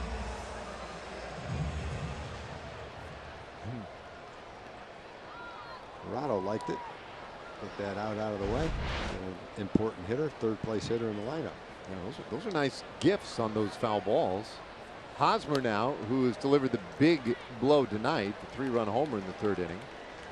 1 for 2.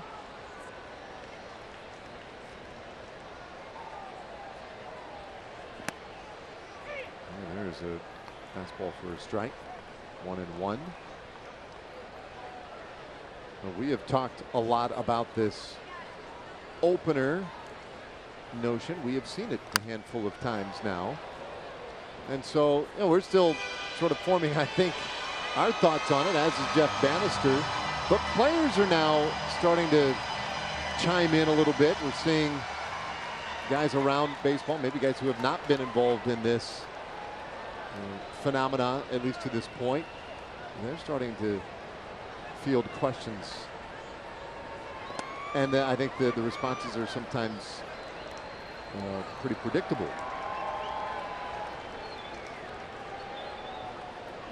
One out here. And I also happen to think that it's exactly what I would think. This one fouled away. Zach Greinke, as an example, the Diamondbacks was asked recently in an article that appeared in Bleacher Report. It's smart, but it's bad for baseball. He calls it a sideshow. And his concern, somebody's going to make money, but it won't be the players, basically, because nobody's starting and providing that value as a guy who can chew up innings. So in his opinion, his fear is that pitchers no longer command big dollars. Maybe that's why it's being done. I wonder. Maybe. And it's pretty obvious that that would happen. And one of the benefits in getting some of the top pitchers that you're paying $20 million a year to for 5-6 years is the fact that they will eat up innings and be quality pitchers. And you but at the same time, I don't know that if you used an opener for Zach Greinke, he's not pitching 9 innings now anyway. So if you use an opener for an inning or 2, he's still going to have to pitch 6. He still has the opportunity to pitch 6 or 7 innings, eat up innings. They're just not the first 6 or 7 innings of the game. So I don't know if that would play out like that or not. Toronto gets his 3rd strikeout of the night, 2 away. I think half the fun for a starter is the routine, walking out in the outfield before the game, especially in a place like Fenway Park, and getting a standing ovation as you walk out to right field where the bullpen is. Not quite the same, I guess, if you come in relief.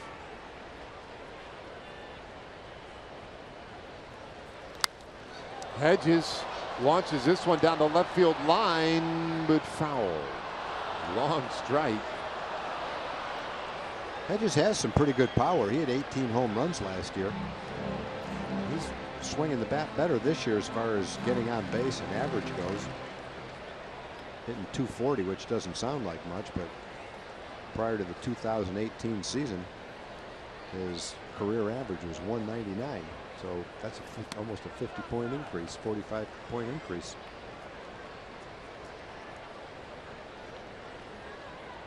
One for 2 so far tonight. Singled following the Hosmer home run in the 3rd inning. And Hirado gets him to hit this one on the ground, but through into center field. Hedges with his 2nd hit of the evening. It's a wide turn. He's not going anywhere. 2-out single.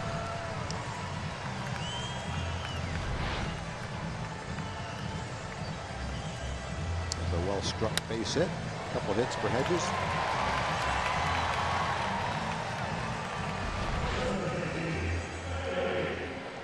You see some bodies beginning to stir down in that bullpen. And that put an end to a stretch of 6 straight retired by Hirado. Freddie Galvis, 1 for 2, stands in. I think I think Zach Greinke's points and concerns are legitimate. But I do think you might even see a situation where a guy of Greinke's stature, Kershaw's stature, guys who you can count on to pitch deep every time they are entered into the ballgame, whether it's as the primary pitcher or the traditional starter, you might just see that their value even goes up in the face of the opener strategy. And if you can throw, because his concern is you can just throw a blanket over 1,000 relievers and use them with this bullpenning and opener strategy. Well, but then guys like him, they might then stand out even more. Yeah, I'm not sure how the primary pitcher, if it's a guy like Greinke, is going to change other than he won't pitch the first 6 or 7 innings of the game. He'll just pitch, and you won't have to use a setup reliever. If he's pitching well, he'll pitch right to the end or be relieved by the closer. Comebacker, and that one got a piece of Hirado. Ends up in center field. And Galvis with his 2nd hit. So back-to-back 2-out singles for the Padres. Not an easy chance for Ariel. The ball was hit pretty hard. He did get part of his glove on it anyway. I think he thought he was going to catch it. He had his glove out, just went off the finger of his glove. But 2 outs. If you can get Guerra right here, then you get out of the inning without much damage being done. Cost you a few extra pitches, that's all.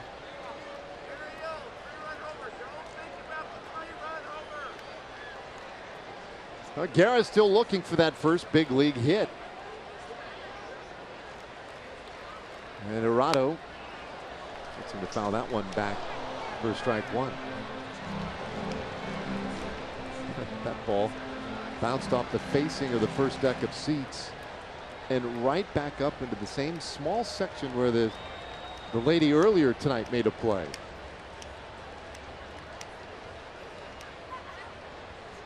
I'll mark those down as the foul ball seats. One strike pitch. And this one off the hands, popped up near short. So the inning is done. Guerra retired, and it sends us to the 6th inning. Still a 2-run game.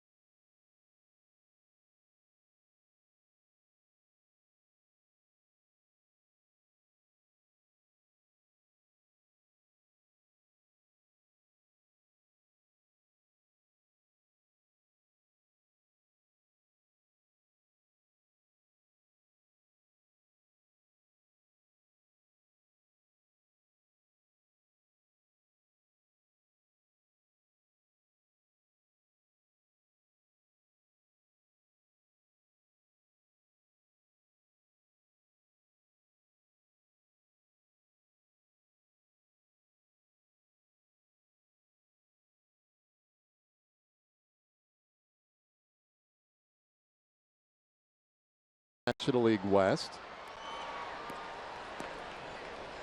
And that's going to be very interesting to see how this one plays out. Still a ways to go. But there's no room for error right now, and it's you hear it said every now and then that the teams feel like every game down the stretch feels like a playoff game. And it's almost like every game down the stretch feels like game 7. There's a soft liner over second base. And Andrus begins the 6th inning with a single.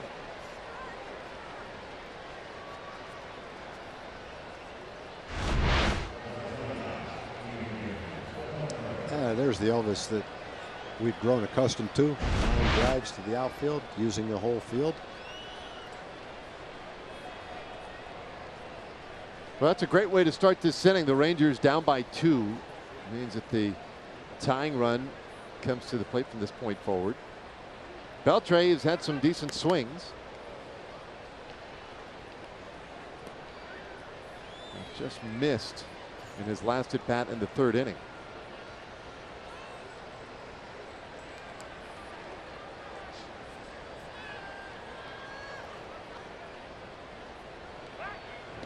There's that little slingshot of a pickoff move. Andrus with 4 steals this year in 7 tries. Uh-oh, here comes his manager.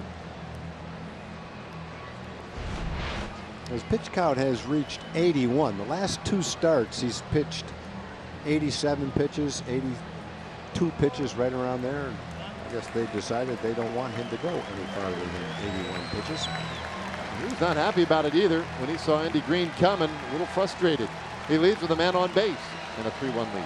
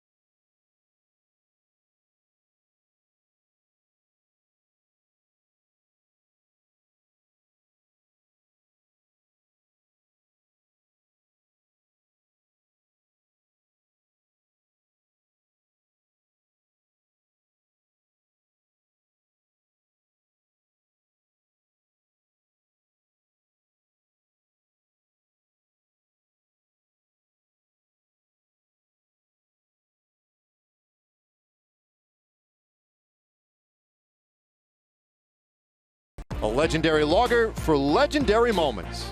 Rangers fans, this Bud's for you. Petco Park, a 3-1 ball game. They're in the 6th inning. Rangers had the lead man on, and a pitching change for the Padres. Trey Winginter has come on to pitch. Winginter making his 16th appearance of the year. We talked about the bullpen for San Diego last night. It's been one of the better bullpens in the National League. Their team hasn't had a very good year, but their bullpen has. A couple of pieces of their bullpen. Brad Hand, #1, their closer for most of the year at the beginning, was traded. Still have a lot of good arms out there. Did a lot of strikeouts. And as you look down the road, they've got plenty of guys to choose from to put together a good bullpen. Well, Winginter missed with ball 1 to Beltre, and he does not miss a lot. Winginter throws nearly 71% first pitch strikes, and as a lot of relievers do, he relies on the strikeout quite a bit coming out of the bullpen. Hits the outside corner, 1-1. Nearly 13 strikeouts per 9, the ratio for Winginter.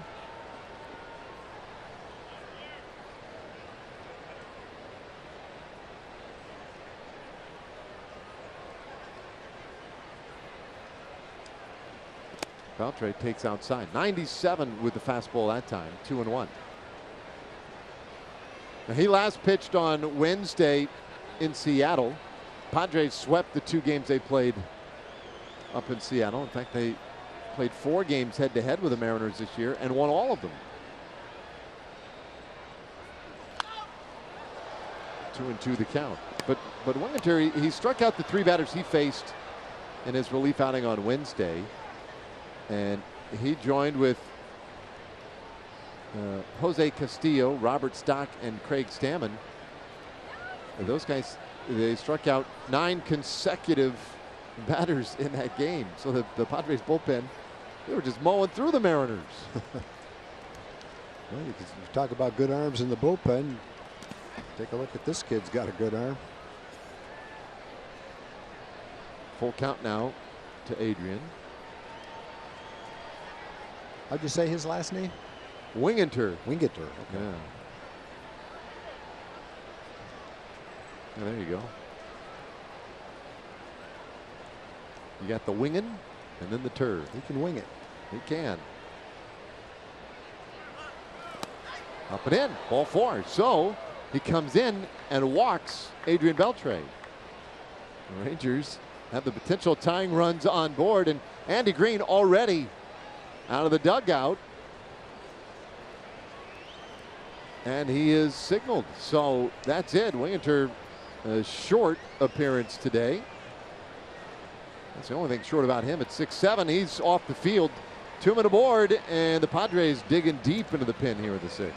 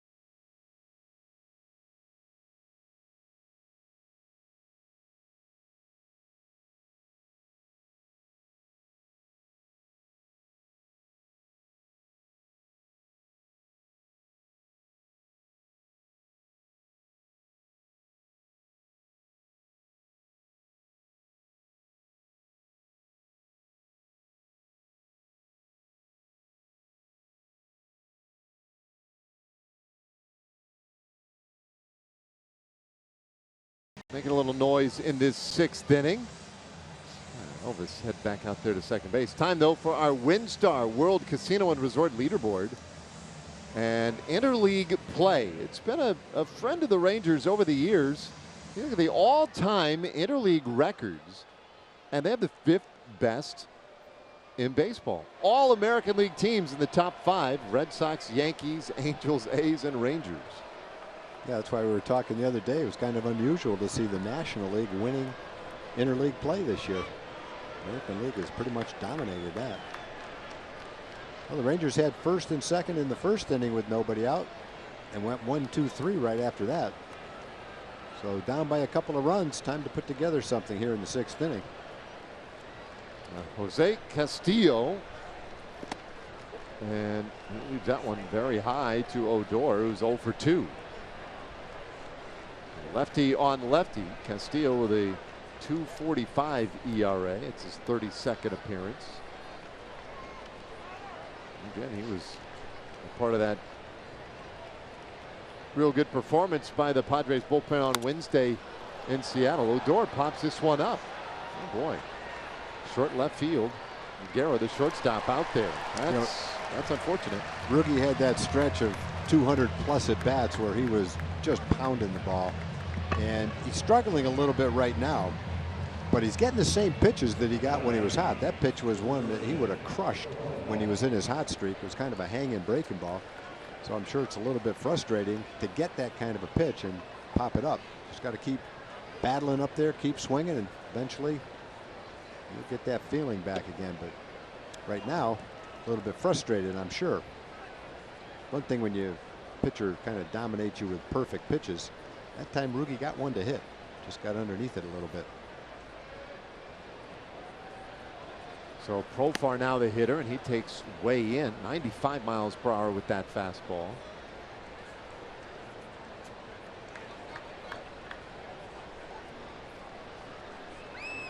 Castillo, the left-hander, which means Profar hits from the right side, where he's had better numbers this year. He's hit for a higher average, gotten on base at a better clip, and he's hit for more power. In some ways, this plays into the Rangers' hands. See if Profar can deliver here. Yesterday, remember, hit the home run late. Had 3 hits last night, drove in 3 of the Rangers' 4 runs. And he has had a knack for late inning and very consequential RBIs.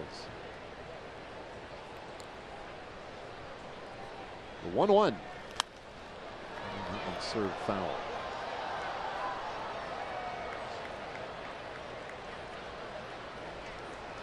Austin Hedges runs the baseball out there to Castillo. One of those rare mound visits. They look like it was just sort of a casual moment of the game. A lot of times, a mound visit these days, it's quite a production. That was a casual one that will go against the Ledger.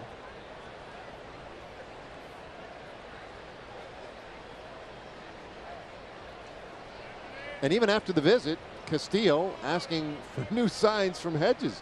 What in the world were they just talking about? I mean, that just seems silly. Little tapper, slow roller third base side, could be trouble, no play. Castillo couldn't get rid of it, and Profar with the infield hit has loaded the bases. I think Jurickson, as much as anybody on the team, has hit hard hit balls that have been caught this year. So anytime from now till the end of the season that he gets one of those, I think he's earned it. Made some contact. It makes some contact with 2 strikes. As they say, something good can happen, and there it was. A little dribbler turned into a base hit. Joey Gallo against the lefty. He's pounded lefties, hit his 14th home run this year against lefties. Oh, a smash down to first. Hosmer to the plate for 1, and that's all they'll get. The infield was back deep, so it was really next to impossible for Hosmer to get to the base in time. But they do force out Andrews for out number 2. There's a good example where you see the kind of arm that Hosmer has. He's way back. knows he can't turn a double play, or he gets the out at home plate.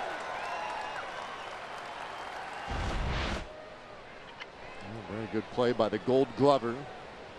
The other guy that throws just like that is Mitch Moreland. Mitch Moreland's got a great arm for a first baseman. And Mitch Moreland's been a Gold Glove winner too. So it's in the hands of Chirinos now.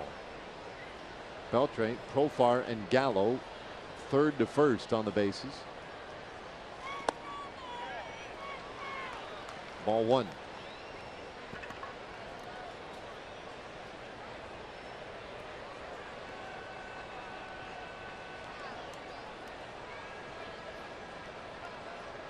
Not much Andrews could have done on that one.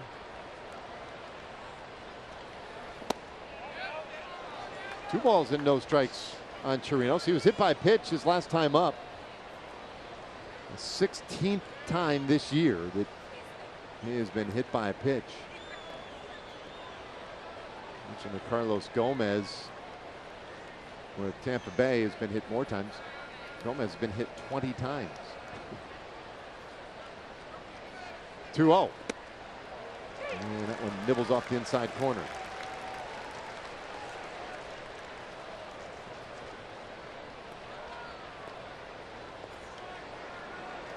Castillo has some nice numbers for San Diego. 33 innings, only given up 16 hits. Opponents are hitting 143 against him. This ball hit well. Out to left field. Renfroe on the run. He won't get to it. 3 runs will score. Or will they? The throw to the plate, not in time. Gallo is in. A bases clearing double for Chirinos. And the Rangers back on top. Well, the opponents are hitting 143 against him, but not anymore. That was a well-hit ball by Robinson. He hit that ball on the barrel of the bat, just jumped off his bat, and a fastball right in the center square. You can throw it as hard as you want. Big league hitters can turn that pitch around. Robinson in the gap had Joey Gallo at first base, and Joey with good speed beat the relay throw home. The Rangers turned it around this inning. They got the 2 leadoff men on and a single and a walk and turned it into a big inning.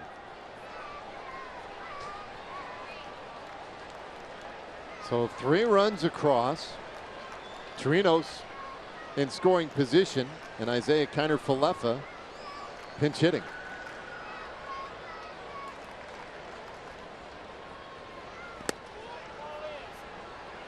Takes ball 1.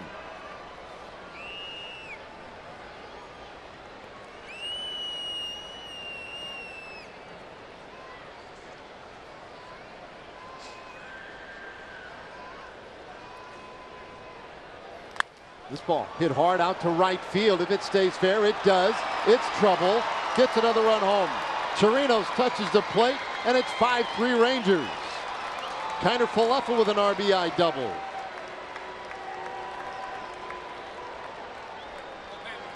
The Rangers treating Jose Castillo a little bit roughly here in the 6th inning. A guy who hasn't given up much this year.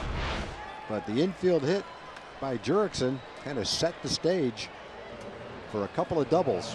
One, a 3-run double, and this line drive to right field brings in another one.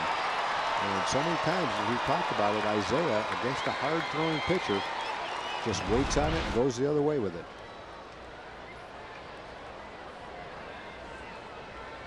And now he's in scoring position for DeShields, who is 1 for 3. Lined with a single in the first. He has since struck out looking, flied out to right field.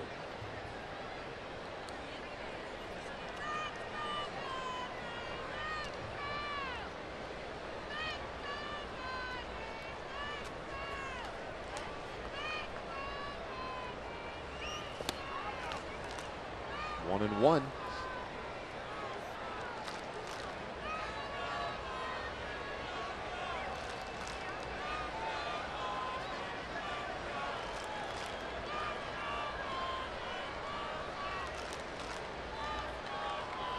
Robbie with a big blow.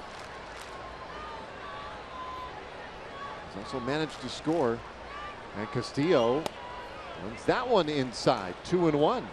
Amazing. You know, Winginter came in there and walked Beltre. And just like that, he was gone. Castillo, with all these left-handers and switch hitters. I guess Andy Green just figuring he's got to stay with that left on left. Even though the right-hander DeShields come up there and things have not worked out for Castillo, they stay with him. Yeah, even Joey made an out, but he hit the ball well. Hit a hard ground ball to Hosmer at first base against the lefty. He had a good swing at him.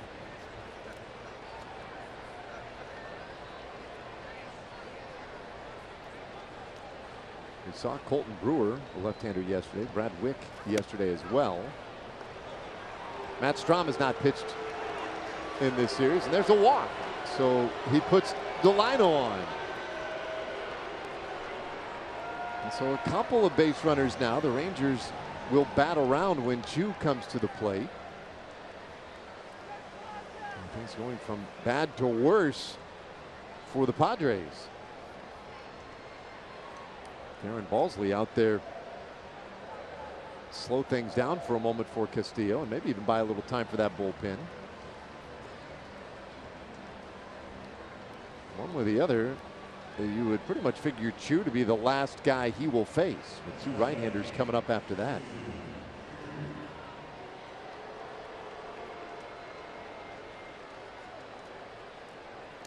Well, a profitable 4-run inning. But the Rangers not done yet.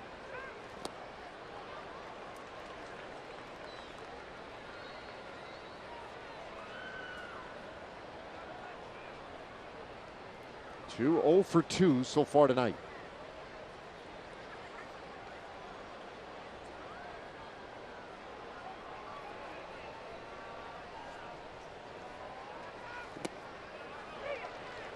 Oh, and 2 the count. Both times he's been retired, it's been on the strikeout. And that's a number that has been unusually large for Chu. 146 strikeouts now this year.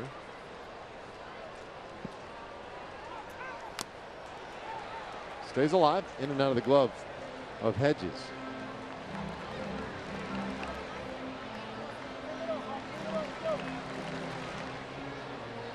Yeah, I think for Chu, the strikeouts are a little high, but bottom line is he's walked 89 times, and his on-base percentage is 6th in the league at .383.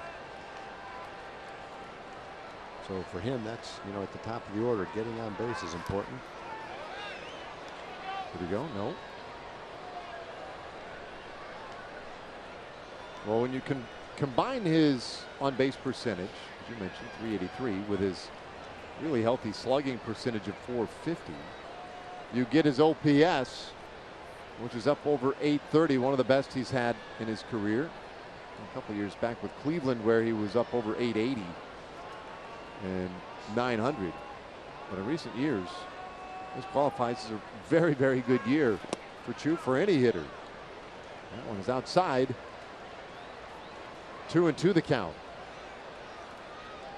Here's one part of the story. Jose Castillo, this left-hander, the other part of the story. 31 appearances to this point have been pretty good. This one unraveling on him. The 2-2.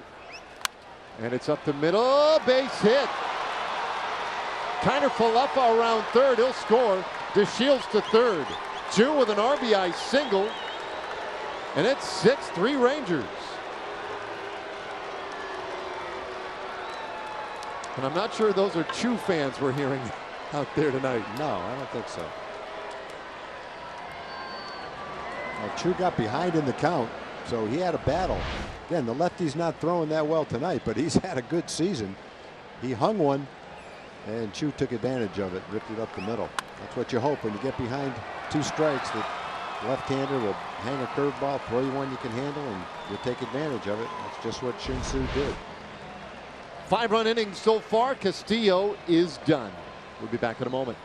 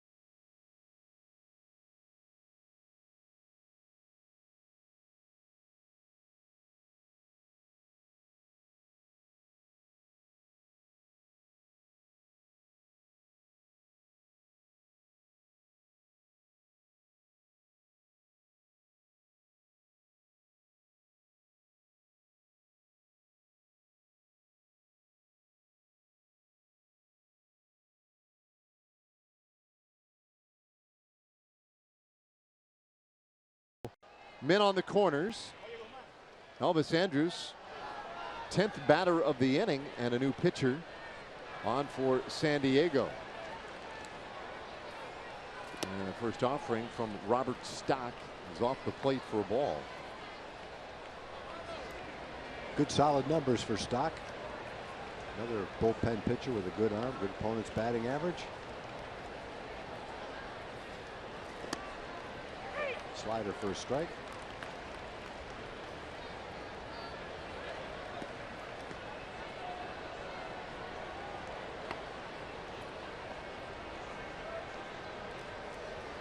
One ball, one strike, and Stock's pitch on the way. Chopper, third base, but foul.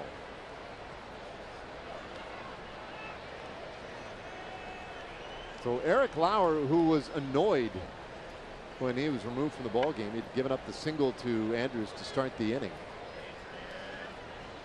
And made a couple of pickoff throws over there to first base before offering to Beltre was lifted. And you can see he was upset. Left leading 3-1. And now Andrews strikes out to end the inning. But Lauer no longer in a position to win the ball game, because Robinson Chirinos with a bases clearing double. And the Rangers now lead 6-3.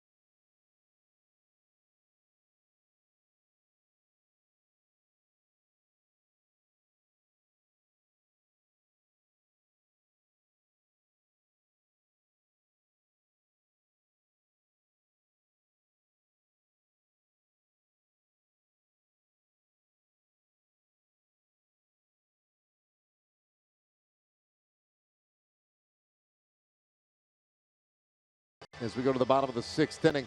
Hey, don't miss a minute of the action in our final season at Globe Life Park. Full and half-season tickets for next year are on sale now. And as a 2019 season ticket holder, you'll also secure your place in line for season tickets in the new Globe Life Field, which opens in 2020. So just go to TexasRangers.com/seasons or call 972-RANGERS today to learn more.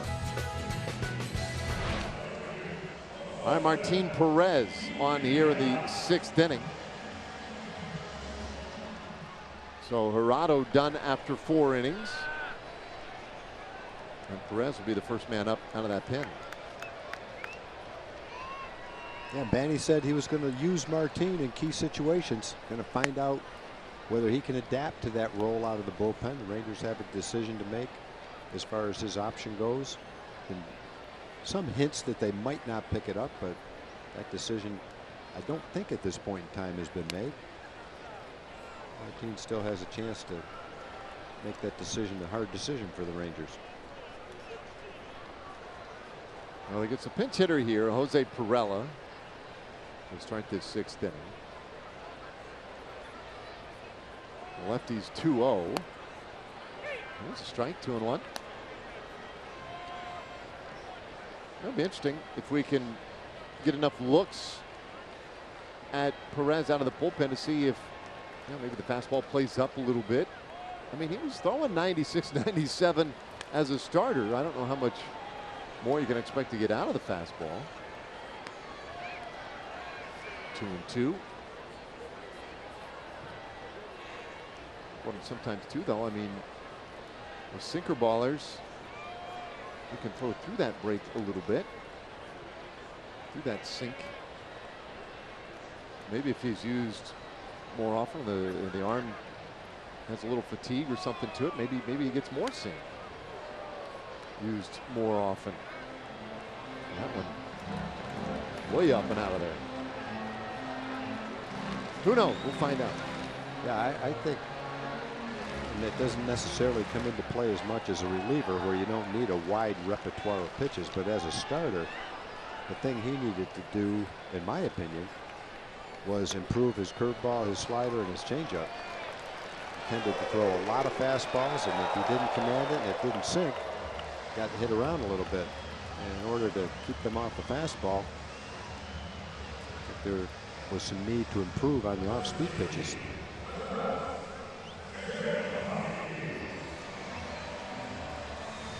Well, he puts the first man on, and now Jankowski, who was 0 for 2 with a couple of strikeouts.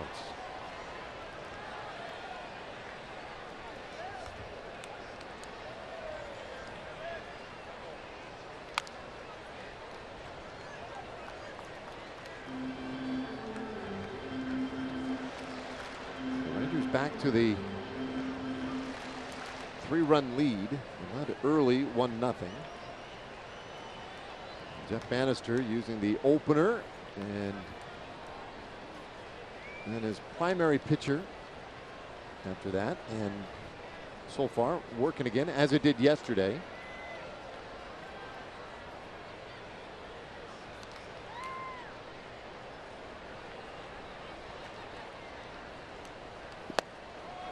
Whereas misses, it's 1-1.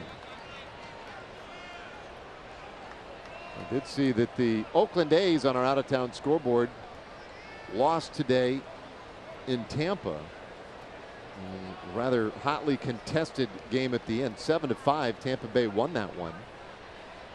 For Oakland, every game so meaningful for them. They were 2.5 back of Houston coming into play today. Houston, after losing yesterday, bounced back today to beat Arizona 10-4. So that means it's a 3.5 game lead now for the Astros. Also means the Diamondbacks are in a lot of trouble. Yeah, Houston coming into today's game, both Houston and the A's had won 8 out of 10. So the A's keep on playing well, but the Astros, whatever little funk they were in at one point in time, mostly because of the injuries they had, their guys are back now and they're playing like you'd expect the Astros to play.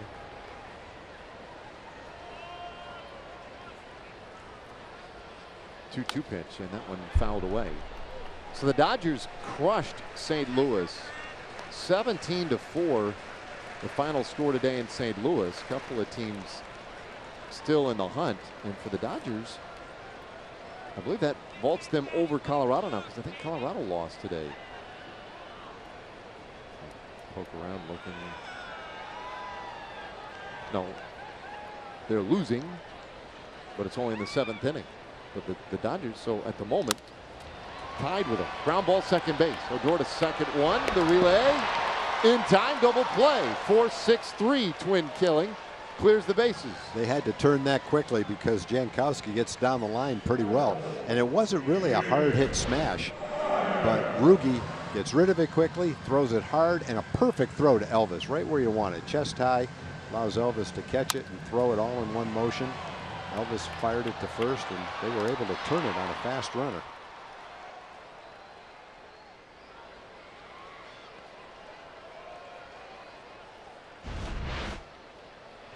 A big play. The base is empty now with Myers up there. Myers doubled earlier. He's walked, scored a run.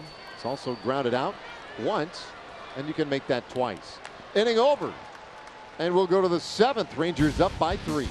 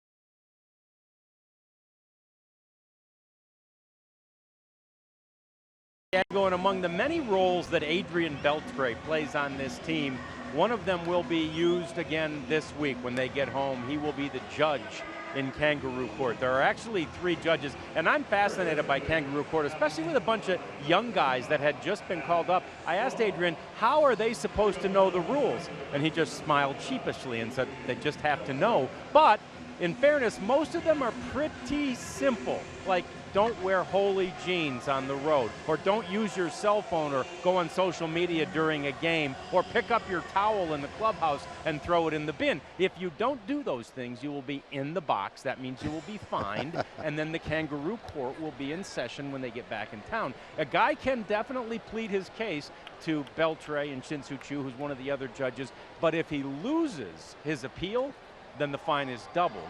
And the greatest part about all of it is they take the money, and yes, they do have a party at the end of the year, but they donate half of it to charity. So it's really fun. And AB was a little wistful when he was talking about the fact that this will be the last Kangaroo Court session of the year, and possibly still the last time he gets to preside as judge ever over the Kangaroo Court, guys. Yeah, we always hate to consider that reality, but yeah, I think the best thing to remember as a young player, if you are called in front of the Kangaroo Court, don't say anything, pay your fine. Yeah. If you want to argue it, you better have a good argument or you're paying double. The one thing you can say is guilty. Yeah, pretty much. I'll take guilty. it. How much do I owe?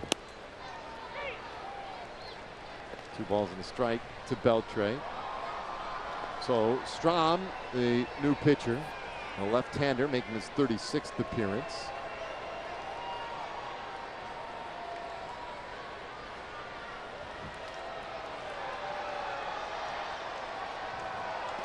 And Marty Scott was our manager in Tulsa a long time ago. They had a Kangaroo Court, and their trainer, Joe Nemeth, owed, I don't know what the number was. Let's say it was $50, and he didn't want to pay. And so Marty went out to a toy store, and he bought one of those plastic miner's hats with a light on the end of it that a kid would wear to mimic what a miner might look like. And he told them, you have a choice. You're going to pay the $50 or you have to wear this miner hat on the bench for the whole game.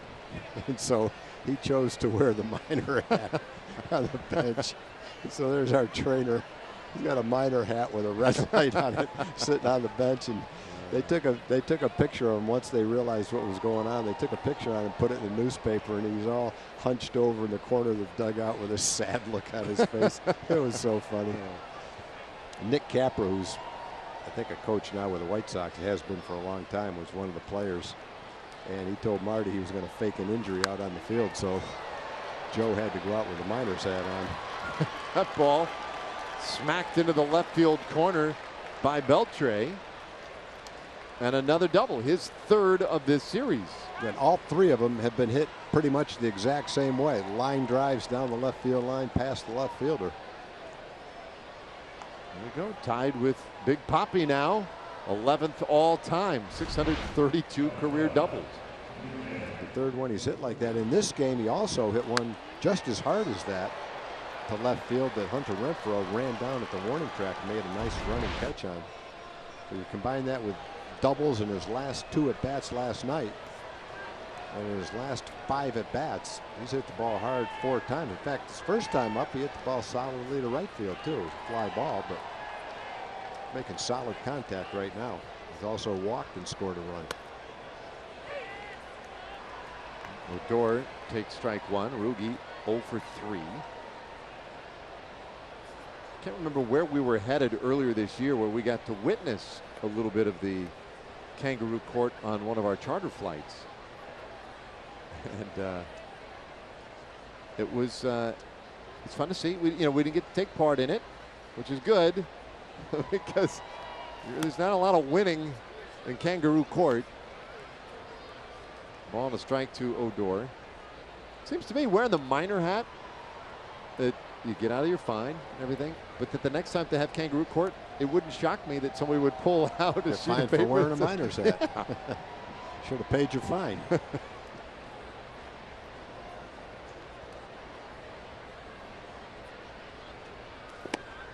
Ball and 2 strikes on Odor. The Rangers 4 for 12 tonight with runners in scoring position. They've done a good job of cashing in these spots.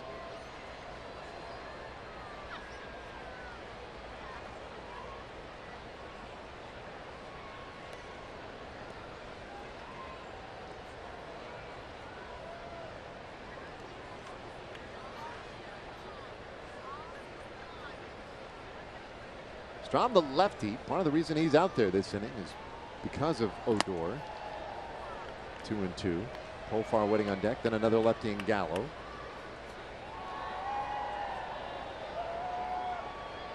San Castillo last a little longer in the game maybe than one would have guessed, given the way things had gone for him. The Rangers with enough left-handers in their lineup that Andy Green wanted to combat them somehow. 2 balls, 2 strikes. 3rd year as the manager here in San Diego. And it was his first job managing anywhere. Last year they won 71 games. But the Padres, they haven't had a winning season now. This will be the 9th straight year of a losing record. They have not been to the postseason since 2006, so it'll be a 12-year drought for them. As Odor strikes out swinging, 1 away. So it's an uphill climb for Andy Green and the Padres.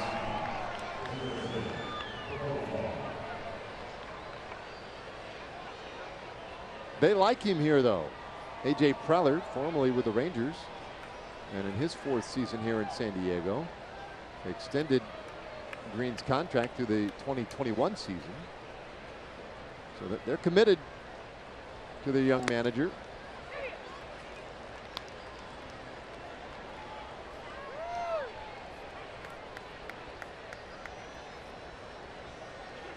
A strike to Profar, who oddly enough might have had one of the biggest at-bats, biggest hits in that 5-run 6th inning with a little dribbler.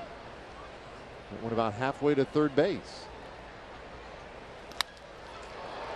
Hits this ball hard, but high in the air out there to center field. A can of corn for Jankowski. Beltre will hold 2nd base. Time now for Built for Baseball, brought to you by T-Mobile. Go back to the 2nd inning. 1 out, nobody on. Joey Gallo gets a hanging breaking ball and hits it straight up in the air, but it didn't come down till it went over 400 feet. That had some hang time on it. That's Joey's 37th home run and the 14th that he's hit against left-handed pitching. He's hit more home runs against left-handed pitching than any other left-hand hitter in baseball.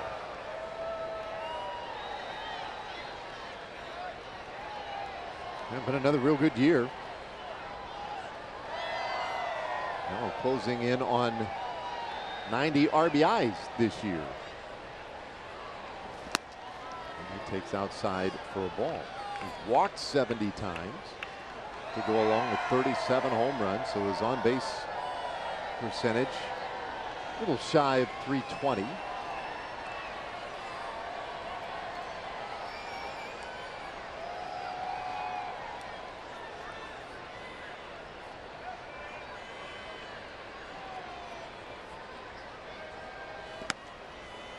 I was looking through all of his numbers the other day, and it's really interesting. He's making consistently harder contact, so more hard balls in play, much less soft contact.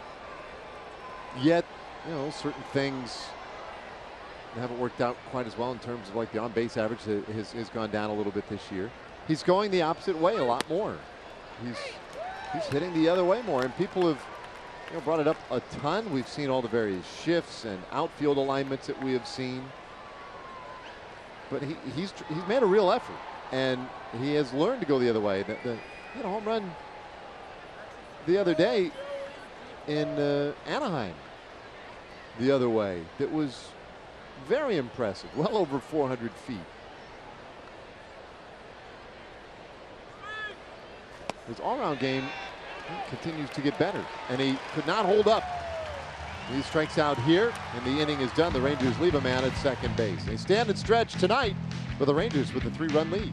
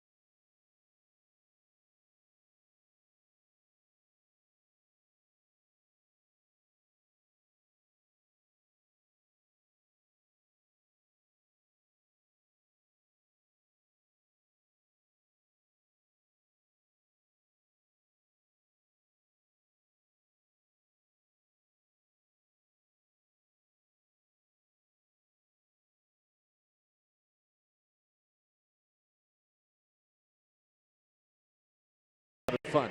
Hey, come support a Texas tradition like no other. It's our first ever Whataburger Night at Globe Life Park on Saturday, September 22nd. Purchase theme night tickets through this special offer and receive a limited edition Whataburger themed Texas Rangers trucker cap. Get your tickets only at texasrangers.com/theme night.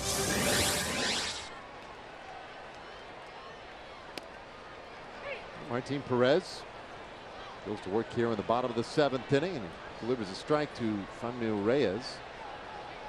And Martin got off to a little bit of a shaky start. He walked the first hitter he faced, but then he battled, got the sinker, got the double play, quick out.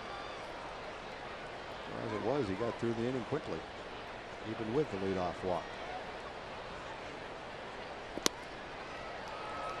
2 balls and a strike to Reyes. Martin, a scoreless 6th inning on the back of Jurado's 4 innings today. Alex Claudio was the opener with 1 scoreless inning. It's 3-1.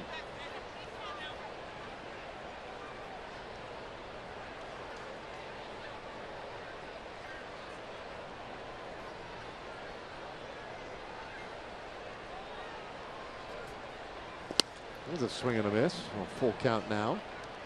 There's locating a fastball, 94 miles an hour. Sinking action, tailing away, right on the outside corner. Keep it right there. Tough to do any damage.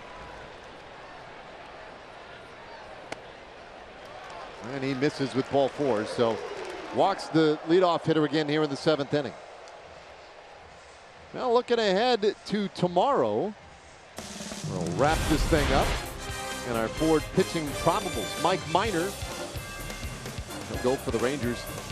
The last 7 starts have been very good for Minor. A 2.59 ERA, the 6-1 record. Jacob Nix has not been so good his last couple of starts for the Padres. It'll be just his 7th career start. Made his big league debut earlier in August, so Nix will get his first look at the Rangers. That's tomorrow. Final game here in San Diego. Hunter Renfroe bats here with a man on.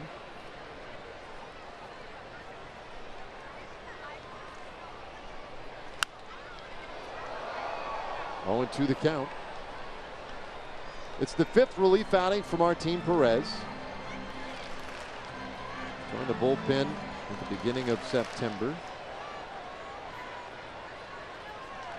Would have been, let's go back to September of 2012, the last time he had pitched out of the bullpen. So definitely a transition of sorts for Martin Perez at the end of this season. As a starter was 2-6, his ERA just shy of 7, 6.95 his ERA in his 13 starts. Of course, he's battled some injury this year. Started in the offseason right around the holidays when he had the incident on his ranch in Venezuela with a bull that ended up breaking his right elbow. 0-2. Off the handle. Fly ball into left field. And Gallo is there for out number 1. Okay, time for a Chevy game break. We check in again with Dana Larson.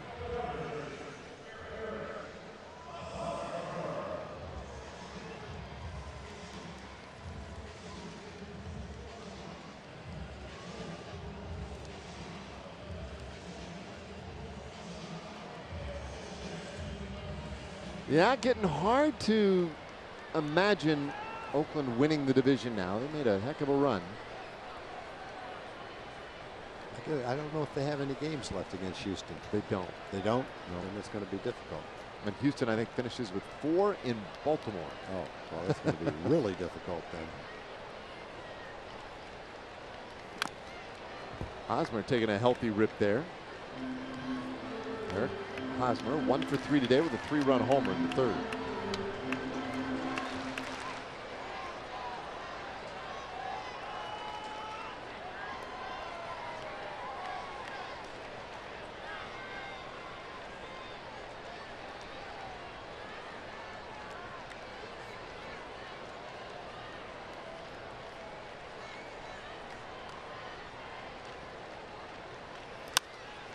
Chopper second base, and Odor will go to first base. And now the double play. Right back to second. Once Reyes went to the dirt, it was pretty much a dead duck. Double play ends, and we go to the 8th, 6-3.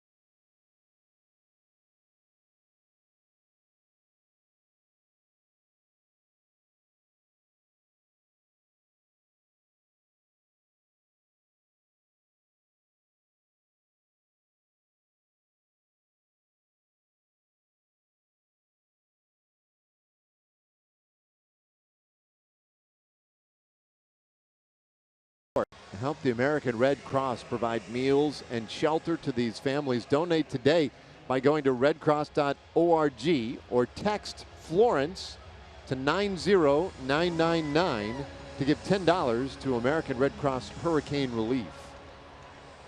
Just another devastating hurricane to hit shore.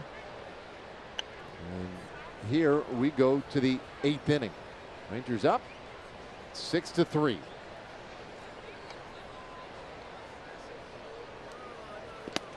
Torino sticks very high for a ball. Our Southwest Airlines player breakdown. Robinson Chirinos, talk about his numbers against the Padres. Those improved today. Now 8 career RBIs against San Diego.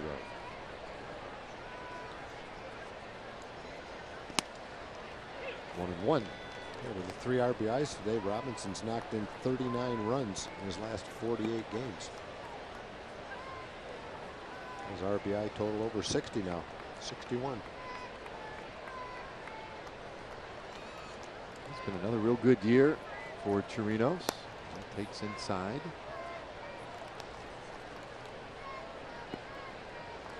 Chirinos, it seems like year after year, there's some plan that involves him, certainly, but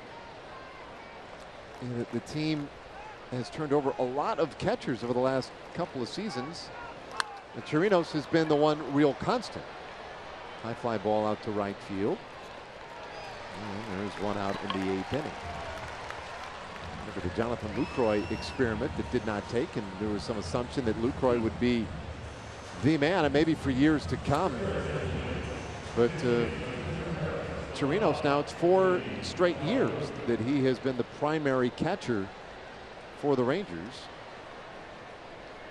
Only Pudge and Jim Sundberg can both stretches that long in franchise history.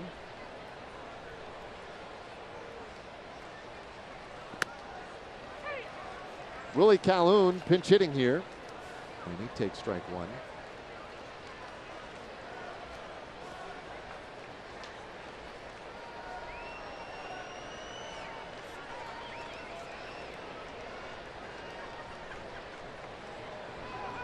Strom through a scoreless 7th inning. And Andy Green asking him to give a little bit more here. Rangers batted around in the 6th.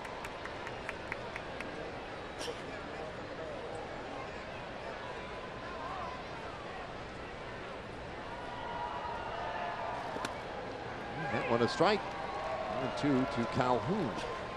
And really not getting starts in the September call-up.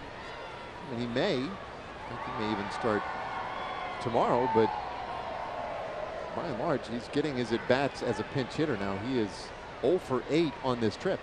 It's tough to find regular playing time now for a lot of guys. There's a lot of good guys around that deserve playing time. For instance, tonight, Ronald Guzman is not playing. Nomar is not playing. But when you look through the lineup, you see everybody in the lineup say, well, they deserve to play. So it's going to be kind of a rotation of 11 or 12 guys for the 9 spots. Up into the bat, left side of the infield. And Guerra throws out Calhoun. 2 away. Well, thanks to T-Mobile, fans can receive a 20% discount on Fridays for the all-you-can-eat seats in the home run porch. Get your tickets in the all-you-can-eat seats for September 21st. It's the last Friday home game of the season. Mariners in town to take on the Rangers. Use the coupon code T-Mobile at texasrangers.com/specials. I think that was the first ground ball of the night for Javi Guerra. Yeah, I don't remember him fielding one. He's had a couple of line drives, but that's the first ground ball we've seen him field. Well, he must be a terrific defensive player because, as we've noted during the game, he has not hit much in the minor leagues. Still trying to develop the offensive part of the game.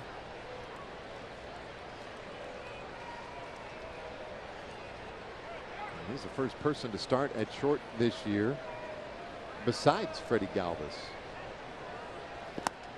Galvis has still got to start today, but at second base. Well, he has played some in his career. He's also played a little bit of third base. Andy Green today pointed out, he said, well, look, playing the rookie at shortstop, I thought it would be nice to have Galvis out there with him just to kind of help him along. This ball hit sharply down to third. What a pick by Will Myers. And that's a 1-2-3 top of the 8th inning. So the Rangers go quietly. Last of the 8th coming. Texas leads by 3.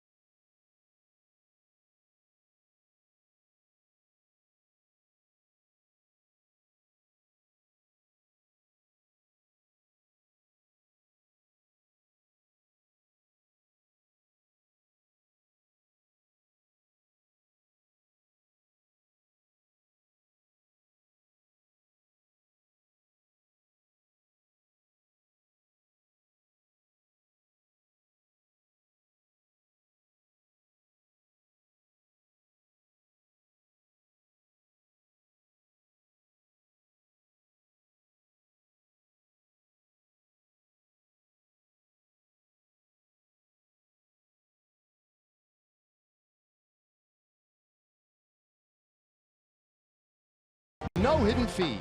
That's transparency. Ford. Visit your local Texas Ford dealer during the Ford SUV season.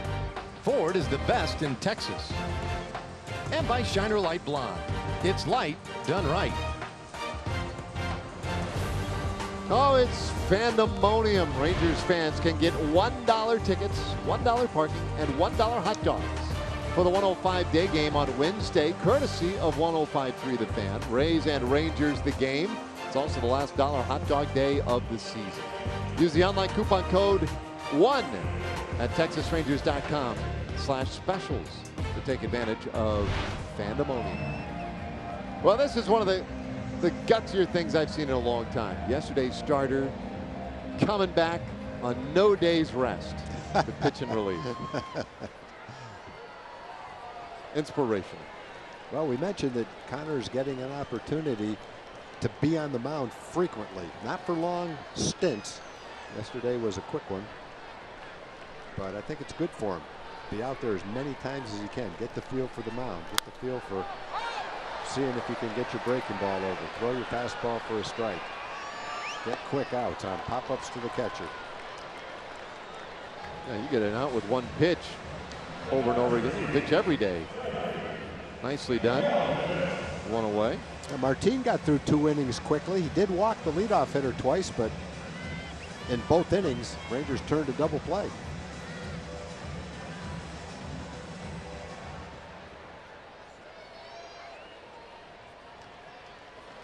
Double plays have definitely played a factor in this series. Rangers had a number of double plays yesterday as well.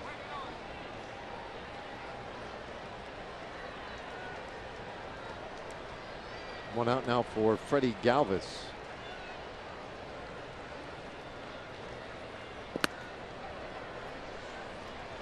Really, Yohander Mendez yesterday had a double play in each of his first 2 innings, and that really saved him because sure did.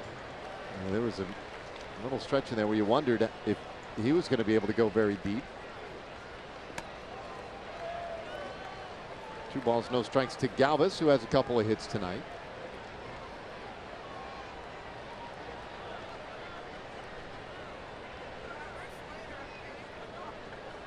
It's a 6-3 score. Rangers have 1 more hit than do the Padres.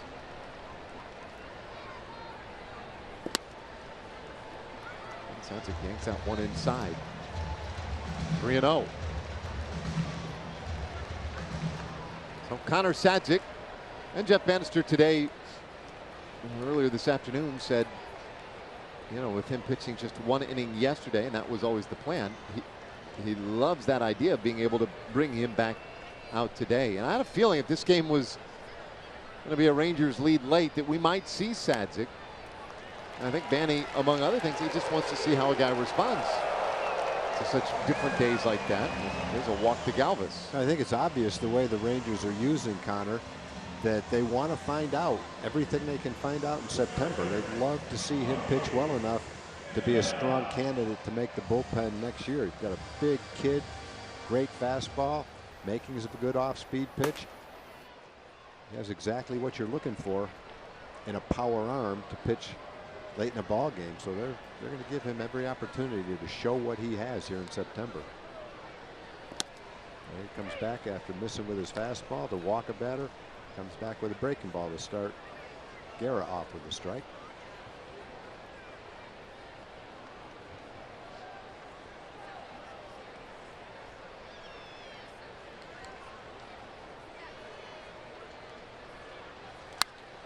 One down the left field line, slicing up into the seats, foul.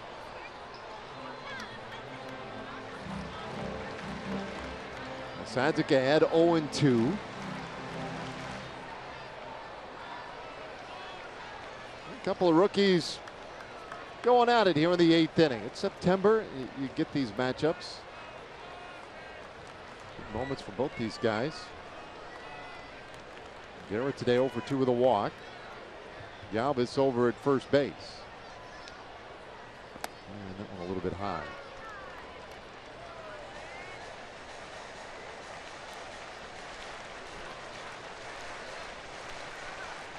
Both teams building toward the next season. Padres 59-89, 30 games under 500. and long out of it in the National League West. 1-2 pitch, and that's outside. Rangers 63 and 84 coming into play today. 29 games back of Houston in the American League West. And so both these managers, both these teams, well, they're looking for here in September, of course, win some games, develop some players, and then just answer some questions before you go on all your off-season planning. Time called right as Sadzik was winding up. And it's one of the trickiest jobs in baseball, though, is evaluating anything in the month of September. A little bit like spring training. Sometimes you get results that aren't maybe as telling as you'd like. 2-2 and a chopper foul. In your years as a general manager, did you find September to be a challenging month that way? Yeah, I think you know, if you're not having a very good year, you look forward to September and seeing what you've got. Try to evaluate as many players as you can, get a little bit of an idea what you've got going into spring training. You can't always tell in September. It's a lot easier, I think, to make decisions, not decisions, but to evaluate May, June, and July in the middle of the season than it is in September. But you do what you can with that information. It's kind of like players who play great in spring training. You don't know exactly what you've got until it counts and it starts in April. But that's what you have to deal with, and that's where you have the chance to evaluate, so you do the best you can. I was going to say, I always like September for that reason. But we say that all the time, right? That Arizona's really not the ideal time to evaluate. September's not an ideal time to evaluate. And yet at the same time, you can't help but try and evaluate. Oh, no, right? That's what I'm saying. It's not necessarily ideal, but that's what you have, so you do the best you can. You know, for a player that's had a good minor league season that you have plans for and you'd love to see develop into a good big league player, watching him in September is important. You know, if you play a team that's a contender and is trying to win, you're trying to win, that's, you know, that's not a bad time to evaluate somebody. So in that, you know, in that regard, I always look forward to September when you had young prospects. It's been a long season, and it kind of refreshes things a little bit in September when you get kids called up.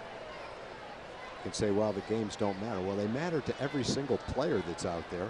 You know, baseball is the kind of sport that, you know, you can play as hard as you can for yourself and still do everything you can to help your team win without looking like you're selfish. You go up and try to get a hit. You try to get players out, try to throw runners out. You do everything you can to make yourself look good, and at the same time, if you do that, you're going to make your team look good too.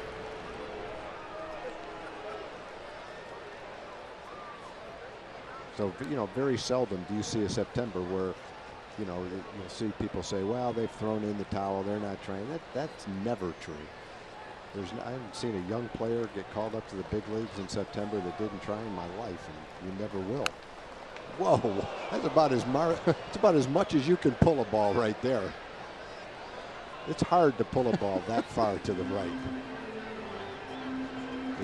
When you're in the dugout and there's a left-hand hitter up, you do not expect the ball to go over there. Whew.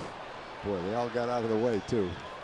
Good thing they were looking. That thing was hooking and hooking too. You can't hook one much farther than that.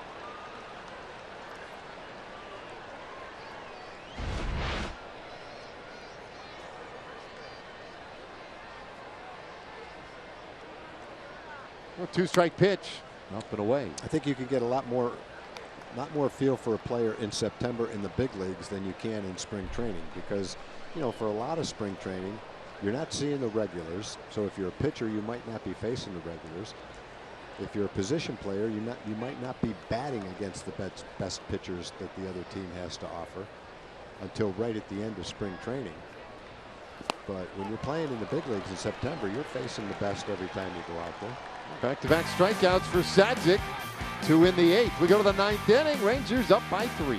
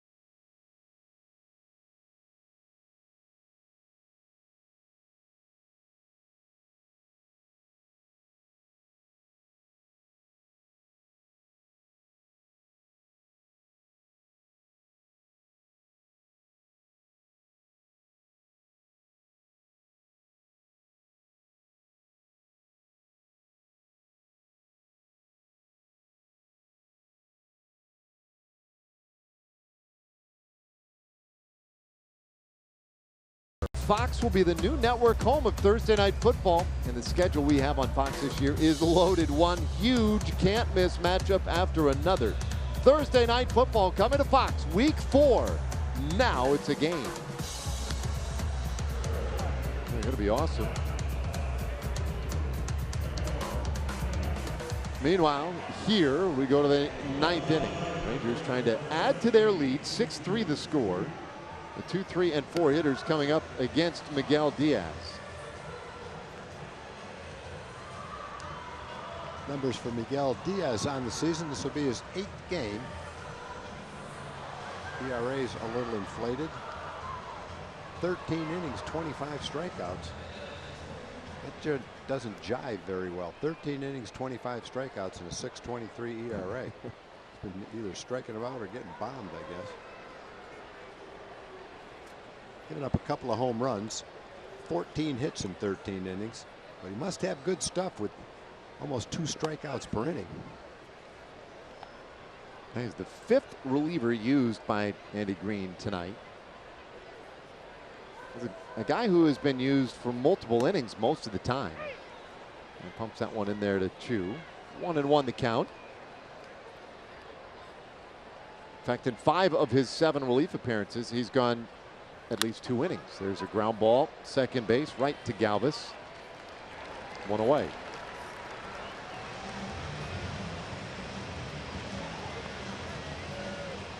Rangers did the biggest part of their damage in the 6th inning. A 5-run 6th inning tonight. 6 runs on 8 hits. They have made 1 error. Meanwhile, the Padres 3 runs on 7 hits, no errors tonight. They have stranded 8. Andrews fouls away strike 1. Elvis 1 for 3 with a walk.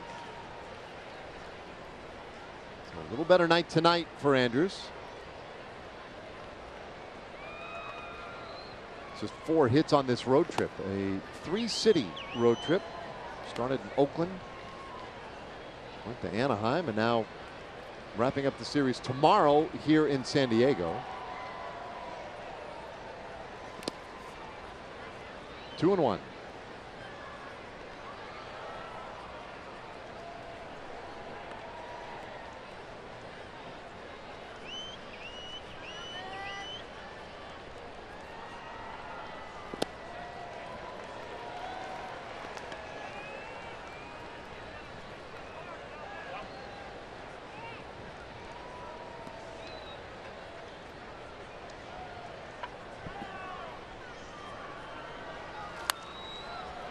One off the end of the bat. Not going to carry.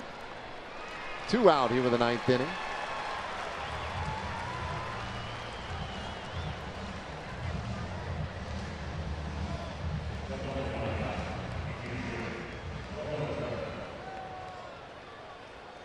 So here comes Beltre.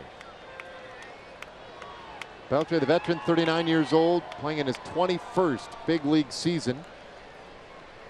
And Diaz, the 23-year-old rookie. This one out to the power alley, right center field, and that one bounces up over the wall. It's an automatic double for Beltre, his 4th double in this series. 2 to end the game in his last 2 at-bats yesterday. 1 today at the beginning, 3 down the left field line. Goes past David Ortiz into 11th place. This is a 97-mile-an-hour fastball that he rips into the gap in right center field. And he's swinging the bat pretty well. Last night he ended with 2 doubles. Tonight he's probably going to end with 2 doubles. Just killing the ball.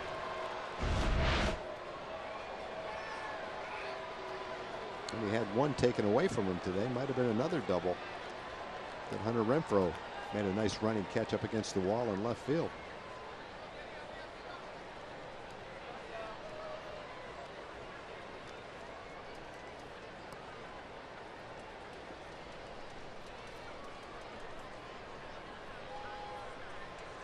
So he's in scoring position for Odor. It's 0 for 4 tonight.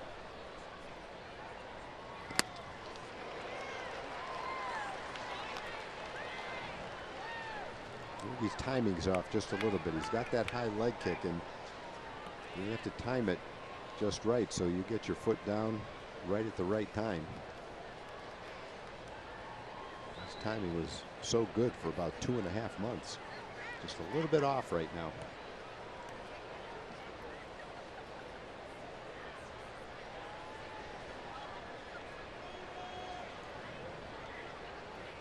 One strike pitch, and this ball hammered down the first baseline, just foul. And when you're struggling, that's what happens.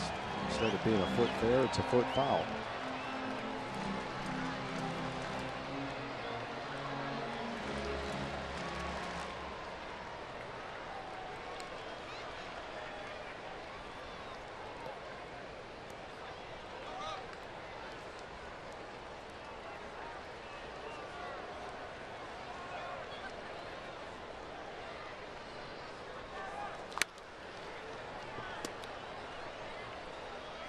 Well, he's out there ahead of Diaz, that's for certain. Eric Lauer had the start for San Diego, went 5 innings, and he left with the lead. But then that got away quickly. 3 relievers used in the 6th inning gave up that lead. 1 and 2 the count to Odor. Winginter, Castillo, and Stock in that 6th. Matt Stram pitched a couple of innings. And now Diaz. Their bullpen not as good tonight as it has been most of the year. There's a swing and a miss though. Odor strikes out for the final out of the inning. So now, last of the 9th coming. Rangers up by 3. That means one thing. Jose Leclerc, the dominant right-hander, coming on to try and close it.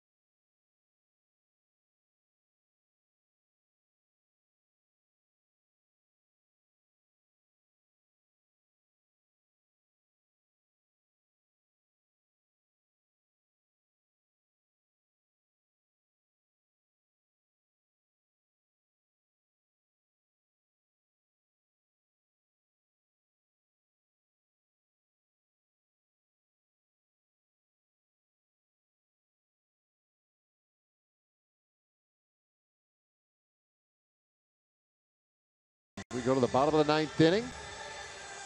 And that means that Jose Leclerc coming on here to try and finish this thing off. Good numbers all the way around. When you talk about numbers, there's numbers. Opponent's batting average is 129. Hasn't given up an earned run in 17 games. 83 strikeouts in 53 innings. Now, good trend going right here. 17 scoreless innings for Leclerc. Second longest active streak in baseball, with opponents 3 for 50 against him during that stretch. Jankowski, the 9th place hitter, will start things off here in the 9th inning. And a good inning for Connor Sedzik, too. With 1 out, he walked Freddie Galvis, but then he ended it with 2 strikeouts. Had a good outing last night and another one tonight. Back-to-back days.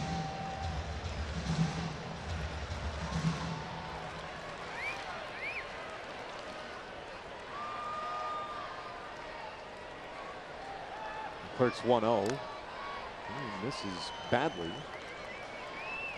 2 balls and no strikes. Good fastball. And we've seen it up 97, 98-ish lately.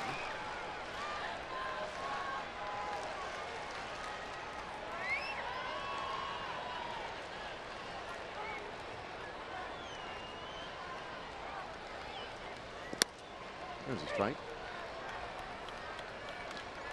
Well, Jankowski 0 for 3. Double play his last time up.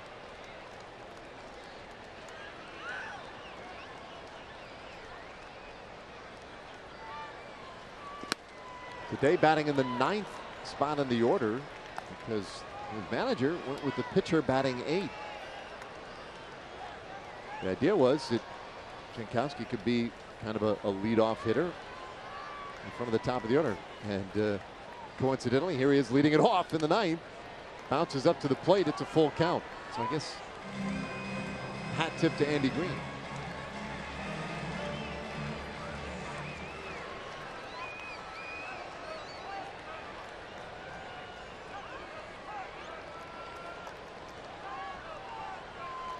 Well, Leclerc.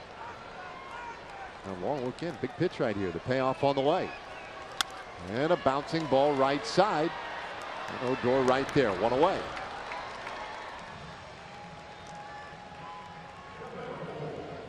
3-2 pitch. Good fastball on the inside corner. Not much Jankowski could do with that one. Got jammed a little bit. Last night, Jose struck out the first 2 hitters he faced, then walked the batter, gave up a base hit before striking out Freddie Galvis to end the game. Had to throw a few pitches last night. The way he's been pitching, that was a little bit of a struggle for him to give up a hit and a walk in the same inning. Yeah, I think he also struck out 3. We'd kind of discussed it last night too. He'd had so few games with any real drama. And then he had a lot of time off too. And then he created just a little bit in the inning, but not that much. By the way, a scoring change from early in the ball game. We'll get to that in a moment as well. 1-1. Is it the one Elvis had? Yep. Yeah. I figured bottom of the 3rd inning. Yeah, that should have Andrews had the error. And so Javi Guerra with an infield hit now. So the rookie did get his first big league hit. I hope they saved the ball. Oh, wow. That's a good point. Wow. That stinks. Liner right to Andrews. He might be the only guy in 20 years that didn't get his first big league hit ball. He's going to petition to make it an error. I don't want the hit. Yeah. I would, if I were a player, I would rather have it be an error than not get a ball for my first big league hit. Well, I was thinking when it happened, I thought that too. I was like, you know what? Kid doesn't want get that it just to be in the case. Oh man, that's awful. Well, maybe they did get it just in case. We don't. They probably did. They probably did. They're smart. Leclerc, meanwhile, 2 quick outs here in the 9th. And needs 1 more to finish this one. 6-3 Rangers on top.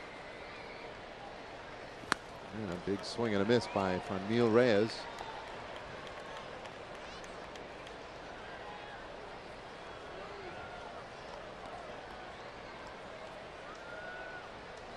Reyes has a hit and a walk tonight. He has scored a run.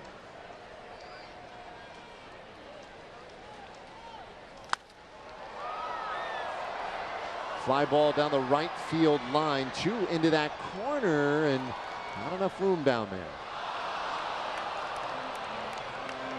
No balls, 2 strikes on Franmil Reyes. Rangers won the opener yesterday. If Leclerc can get this done here tonight, well, then they would clinch this series, and it would be their first series win on the road since late July at Houston when they swept the Astros. I didn't realize it had been that long. Leclerc's 0-2. And a swing and a miss, strike 3. He gets Reyes and saves his 11th of the year. And the Rangers win this one 6-3, the final score. Another great all-round effort, and Leclerc extends that scoreless inning streak. Now 18. And opposing hitters still just the 3 hits now. So, Tom, let's take a look at our Ford game summary. Well, we're going to summarize the 6th inning when the Rangers broke it open with a 5-run inning. How'd they do it? Bases loaded. Robinson Chirinos rips one in the gap. All 3 runs score, but the Rangers weren't done. Isaiah Kiner-Falefa pinch hitting, doubles down the right field.